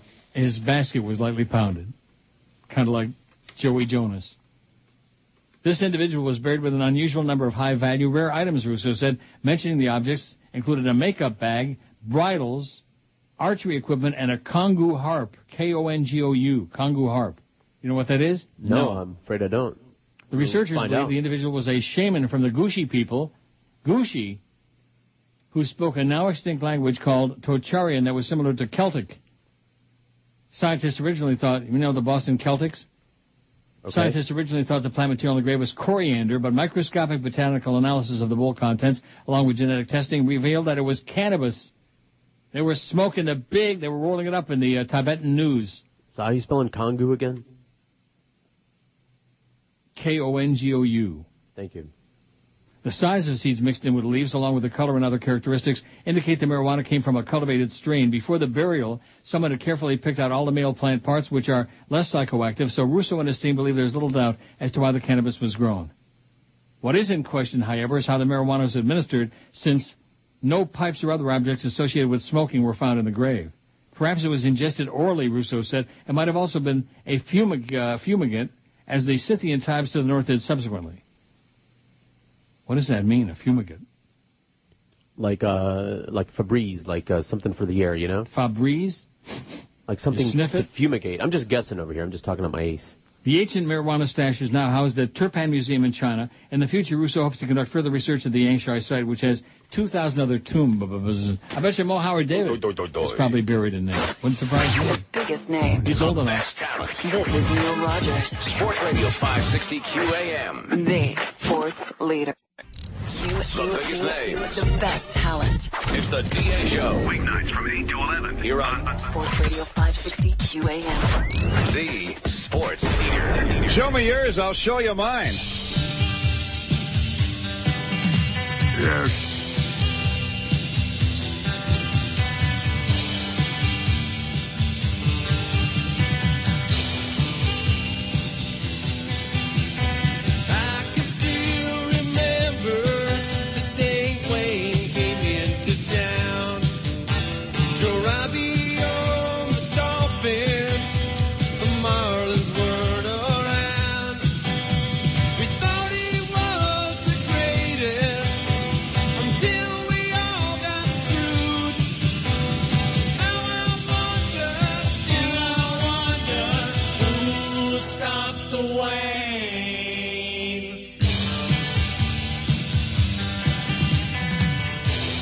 You fairy. A garbage man from Jersey, seeking fortune in the sun. He started renting movies, sex and porno he had none. Waited lands and big deal. He's gonna pave the Everglades. Still I wonder who'll stop the rain.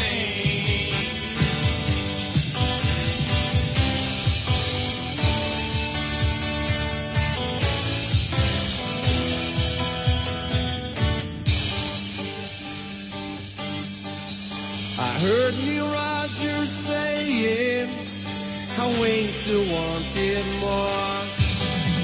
I went to see the Panthers, but Wayne had locked the door. It's 100 degrees at halftime, but I can't find no beer. Still I wonder who'll stop the rain.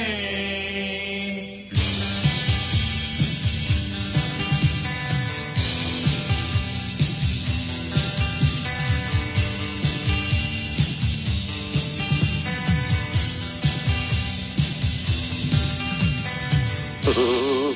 133, 2702 at 560 WQAM. It seems like we've been here, 100 hours today? At least. God, this has been a real exercise, man.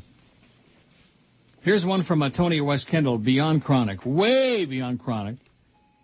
He says, I'm listening as I speak, and I want to wish George a happy birthday, many, many, many more happy, healthy ones. Thank you, Tony. I will miss Chris. He was a nice addition to your program. As always, your program today is excellent. Happy holidays to you and the best of health. P.S. Thank you for playing the Mr. Ed Skid, S-K-I-D, Skid. Okay, Tony. Thank you, Tony. He's a nice skid. Yeah, thanks for playing the skid. I feel like we're on the skids when you come right down to it. I got skid marks. Laura says 3 things. 1, the reason no one showed up for George is because he needs to have to do something in Miami, not in Broward. I myself would have gone had it been in Dade County. I don't do Broward. I thought that's where all our audience was in... Broward! Huh? That's what I thought, too. Well, guess what? 2, FYI, the Sun Sentinel is also for sale, which I just got through reading. And 3, love you, Neil, you are God. As I stated before, if you're a fan, you're a fan. You remain with someone through thick and thin. And since I'm a fan, I would listen to you if you were to come on here and just read the obituaries for the entire show. P.S. The Dolphins still suck. Thank you, Laura. See, the ladies, which we don't have too many, but they have the decency to send us something nice. You know, a little kissy-kissy. A little something-something. But the guys are like put off today because of that faggy pull, you know? Gay. Oh, God. That's right. That's Brandon's doing. It wasn't my idea. I thought it was okay. What's wrong with it? We got 541 I thought it was okay. Vote. What? What? We've had worse recently. Oh, here's one, suffering in Pembroke City. Well, let me print it out from Hugh Quinones. No speaking English aquí. No speaking English. 541 votes on the poll while I'm waiting for that to print out. And I'm not looking for any more names for it. Some of you people are so freaking stupid. God. Well, here's a couple of names. Here, people I never heard of before. Read the poll question. I know that's asking a lot. Of all the guys Neil thinks is hot, not somebody Neil never heard of before or knows who they are, who do you think is actually pretty good looking? 541 vote. Johnny Depp, 212. Tom Brady, 148. They kicked the competition in the ass. Brady Quinn, 86. Luis Miguel, solamente 30. Jesse McCartney's got 15. I don't even know who the hell that is. I'm glad I know now, because found some nice naked, well, not naked. You know what I mean? Shirtless pictures. Okay. Just amazing how many shirtless pictures there are of guys all over the Internet. And, of course, there's naked pictures, too, for all you perverts that send it. Oh, God. At least I don't get that anymore, thank the Lord. Now that I mention it, I probably will. Right. Guys sending me pictures of naked pictures with a long, droopy penis. You know. Grady Moore, 12. Matt Castle, 12. Rocky Echeverria, a.k.a. Stephen Bauer, a.k.a. Que Pasa, USA, 9. What was that movie he was in? It was pretty good. Thief? He's been in a bunch. Thief, that's one you like. Was that the one? You talk about it often. That was a damn good movie, Thief. I mean, it wasn't a big hit or anything, but it was good. Joey Jonas has got 6. Cristiano Ronaldo, which is still spelled wrong. 5. It's Ronaldo, but nevertheless, at least we got the first name right. We'll get it right eventually. We're getting there. He needs a lot of work.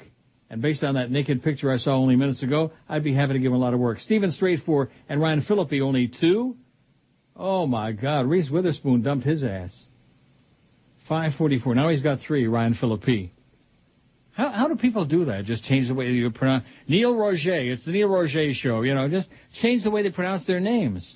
I don't think he ever did. Well, then a lot of people were calling him Ryan Phillippe. Right. And they were wrong? Correct.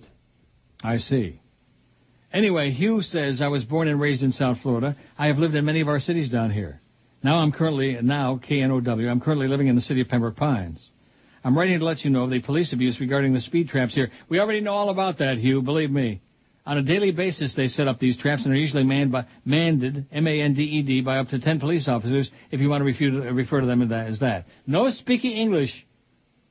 Here we are on the verge of economic collapse, where 1 in 10 households are in foreclosure or heading in that direction. Our leaders spend all this manpower, money on such bullcrap. I also live in the Pembroke Pines Mall area, and on a weekly basis, someone gets assaulted. What are these clowns thinking about? Let your listeners know to call City Hall and complain if they live in this backward Neanderthal city. Saludos, suffering in Pembroke City. I thought he was in Pembroke Pines. Is there really such a place as Pembroke City? I don't know. Well, that's all they've ever done there is like on Hiatus and Taft and there. That's all they do is it's a speed trap. Pembroke Lakes and Pembroke Pines is nothing but a big, ugly speed trap. Believe me, I know. I lived there.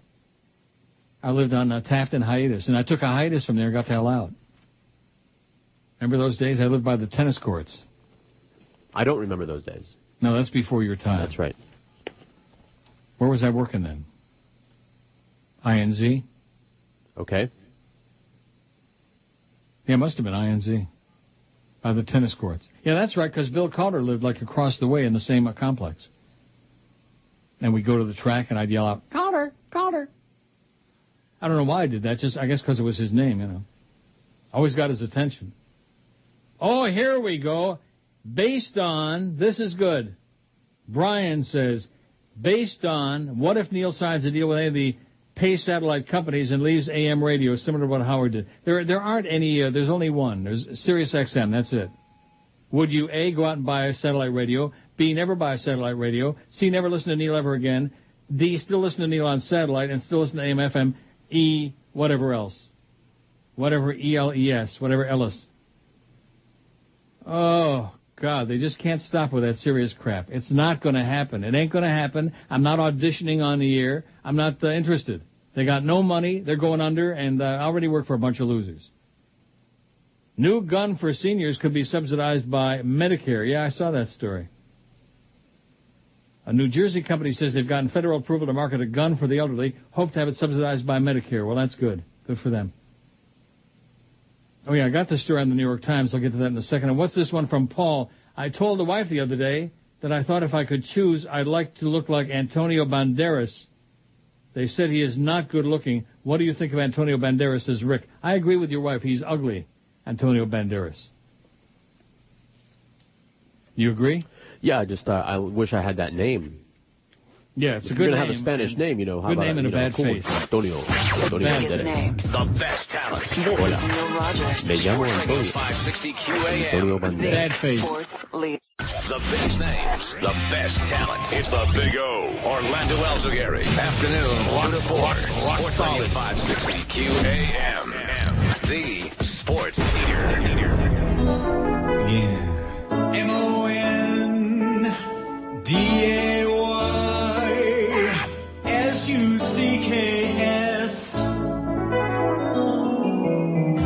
Just in time for the holidays, the most unusual Christmas album ever. Oprah Winfrey burps the Christmas classics.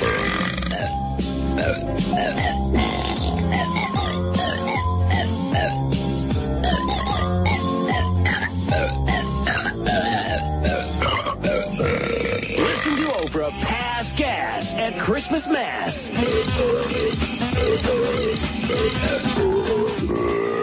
Oprah Winfrey burps the Christmas classics. Available in the freezer section at Ralph's. 145 at QM. She is downright evil, I'll tell you that right now. She is evil. And she's worth billions of dollars. How do you like that? Uh-huh. What's the talent there? She got any talent? No. Can she sing? No. Can she act? No. Can she dance? Sing? Wow. Can she eat? Yes. Oh, yeah. Brenda says, I'm sorry to hear that you don't find Roger Federer very attractive. Perhaps if you looked at a few videos made on YouTube with him in different positions, you might change your mind. I wouldn't care what position he was in. He's butt ugly, Brenda. He's ugly. Nasty looking. Plus he kicks Andy Roddick's choking ass, it says. Spelled C-H-O-C-K-I-N-G. Chocking ass. How can there be so many illiterate people out there? You know, the one thing about the emails, it's terrifying. Oh. Not just the content, but the spelling and the grammar and the stuff. That's right. If you thought people couldn't speak, just wait. Oh, my God. He kicks Andy Roddick's chocking ass, says Brenda. Well, that may be, but he's still ugly. And if I had to choose between which of them looks pretty damn good, Andy's got it all over Roger. Let me tell you that. Maybe Andy's been all over Roger. I don't know. Who the hell would want to be? Roger Federer. Fat. Nasty looking. Gross. Well, we talked about the Sun Sentinel and the Herald being off tourists. The New York Times Company plans to borrow up to $225 million against its mid-Manhattan headquarters building to ease a potential cash flow squeeze as the company grapples with tighter credit and shrinking profits. The company has retained Cushman & Wakefield, a real estate firm, to act as its agent to secure financing, either in the form of a mortgage or sales leaseback arrangement, said James Follo, the Times Company's CFO. The Times Company, which owns 58% of the 52-story, 1.5 million square foot tower on 8th Avenue, which was designed by the architect Renzo Piano and completed last year. The developer, Forest City Ratner, owns the rest of the building. The Times Company's portion of the building is currently mortgaged, and some investors have complained the company's got too much of its capital tied up in that real estate. Standard & Poor's recently lowered its credit rating on the Times Company below investment grade, and Moody's Investor Service said it was considering a similar move. Times Company stock, which has lost more than half its value this year, closed Friday $7.64, down 30 cents. How do you like that? The Herald is off tourist, the Sun Sentinel and the Tribune Company are off tourist, and the freaking New York Times are off tourist. Even for those of you who don't know what the hell that means. They're in trouble. What happened to, Steve Strait's only got 4 votes? You know something? He should be the winner here by 1 million votes. But these guys don't know, and we don't have any women out there. Don't care. Well, obviously, Brenda's all whipped up about, the horrible, oh my God, nasty tennis player. What else is his name? Roger Federer. See, you're not paying attention. I don't know from tennis players. No wonder they didn't come out and wish you happy birthday on Saturday. I don't. If you named a sports figure's name like 20 times in a row, I still wouldn't remember it. My brain filter is Tom wonderful. in Tallahassee says, hate to be a schmuck, but I think your Thief cast reference was wrong. A great movie and a great soundtrack, though. What does that mean? So, in other words, Stevie Bauer wasn't in Thief? Well, we can look that up right now. Yeah. Happy birthday, George. I'm 12/6/63, and the only good thing about being sick as a dog is being able to stay home and listen, says Tom in Tallahassee. I think your Thief cast reference was wrong. What does that mean? Or maybe it was called Thief of Hearts. Ah. Is that what it was? I think you're right. Thief of Hearts with Stephen Bauer. Well, we made a mistake, Thief had Tom. James Caan. I think they're right. You're right. We're wrong. Sorry, Tommy. Feel better. We made a mistake. Neil, now you can watch the NFL networks and NFL games on your Sprint phone. When can we hear the Neil Rogers Show on our phone? NASCAR will let you listen to the drivers during the race. Get with it, Neil. Oh, yeah, get with it. Like we got something to do with it. Yeah, Thief of Hearts. Thief of Hearts. Told you. Yeah, get with it. What's wrong with your technology, with your crappy signal, when you lack a promotion, and yada, yada, yada, yada, yeah, get with it. It's my fault. All my fault. If the dog takes a big dump on the carpet, my fault. If Grandma has wild diarrhea all over the living room floor, my fault. If Jolly Joe Bell dumps all over QAM, which he already has. I'm wondering about the highway, I'm looking at the road. Wondering about a drive to Woodbine. I don't think so. You know what I don't like? I'm not saying I don't like it. I'm afraid of it. I'm not afraid to drive, but I'm afraid of black ice. Okay. You ever driven on black ice? Yes, I have. When you know that you don't really know for sure. That's right. The road looks slick, and it may look like dry pavement in one place, and then all of a sudden it's ice. And your life flashes before your eyes. That's exactly correct, sir. John says, my choice today would be Johnny Depp. I'm a Broward cop. I don't write tickets. Stop giving the ticket writers a hard time. They're just doing what they're told to do. Well, that doesn't mean the public is supposed to like it, okay? That's right. They're doing what they're told to do, and the public is disgusted with it. Right, we're allowed to complain to their supervisors, do other tasks instead of writing tickets. Love the show. Have a great day, John. Listen, John, people don't want speed traps, okay? Believe me, having lived in Plantation Acres for 100 years, I know all about speed traps. Speed trap is a bunch of crap. And, I mean, it's one thing to get dangerous drivers off the road. That's great. But just fulfilling a quota, which they always lied about and denied until finally some cops, honest cops, said, well, there is a quota. By the way, the O'Reilly factor's off the air. Does anybody care off the radio? That's all he ever got in this market. Point. Yeah, the O'Reilly no factor is what they called it in South Florida. He's giving up his popular radio program to devote more time to TV. Wow. Maybe that's because it was like a bust. Although Talkers Magazine puts his audience weekly at 3.5 million, putting him in the national top 10. But in South Florida, he's got a point and never cracked anything. Never made any kind of a wave. Never was a factor. Which figures, of course, but nevertheless. Maybe he just has a face for radio. Yeah. Or face for TV. I don't know what it is. It's those Fox people. That's why he's successful on TV, because those Fox nudniks, whatever the hell they put on there, they're 24/7. I'm getting bad arthritis in my hand. You know what it's from? It's from the weather. Is it? You get the bursitis, arthritis, whatever? No, I really don't. Rheumatism? Because I take fish oil capsules every day, and I have for years, and so I don't get, arthritis, as the illiterate people say, arthritis. You don't like Roger Federer? Well, there's more of him for you, honey. I don't want to see him in any position. I don't want to see him clothed. I don't want to see him naked. And to be honest with you, thanks to Brandon for Jesse McCartney. Maybe Jesse will come knocking on my door at 2 o'clock. We'll have a little lunch. What would the Jonas Brothers say? Screw the Jonas Brothers, okay? With all that phony baloney with abstinence rings and this ring and that thing. Put your thing around my ring, okay, Joe? The Jonas Brothers. No wonder they knocked Fat Chris off the show. Once he discovered the Jonas Brothers, that was the end of him. Once you inflicted him on the rest of us. I think at 2 o'clock is going to be a real good time to do a big Joyce. Yeah. Get it all out of my system. And that, you raise a good point. Once we lose Fat Chris, it's just me and George. You know, George is always, every now and then, vanishing. That's right. Running away to do a runaway Joyce. Hey, you're the one that's got that all under. Hear that? Hear the siren? They're coming to get Jolly Joe now. They're coming after you, fat ass. Loser. Butcher. Lunatic. The sports leader. Yeah. Yeah. What happened there? You tell me. I hit the button and nada, as in not a thing. Well, let's try this one. Deck the malls with cards of credit. Tis the season to get indebted. At the mall with my friend Daryl.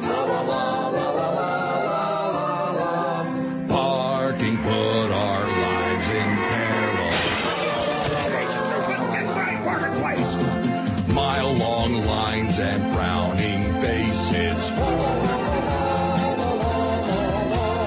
Greet us both with verbal disgraces. Christmas shopping, sure no pleasure. I must resort to drastic measures. Hey, get out of the way, kid. I get the Robo-Raptor. Push the kid and cuss the cashier. Fa la la la la la la la la. After this, I'll need a cold beer. Fa la la la la la la la la. Sing your carols all you want, you little brats. Doesn't make this any happier for me. Yeah. When will you get my age? All of a sudden, Christmas is 19% revolving credit and 6 months to pay it off. Hey, you, I saw that post. Hey, give it back right now before I shove my boot as far up your low eyes as it'll go. Yeah. Ho, ho, ho to you, too. Hey, miss, how can that can't possibly be out of stock. Don't you people realize there's more than one customer who might want to buy it on special? Where's the manager? I'm the manager. You got a problem? I only wish the happiest of holidays to you and yours, sir. Kids, come here. Help me sing, okay? Yeah. La, la, la, la, la. I gotta get out of here. Merry Christmas, yeah. But it's gonna be a long drive home. Bye. The biggest names, the best talent. And your home for Miami Dolphins football. Sports Radio 560 WQAM. Miami, Fort Lauderdale.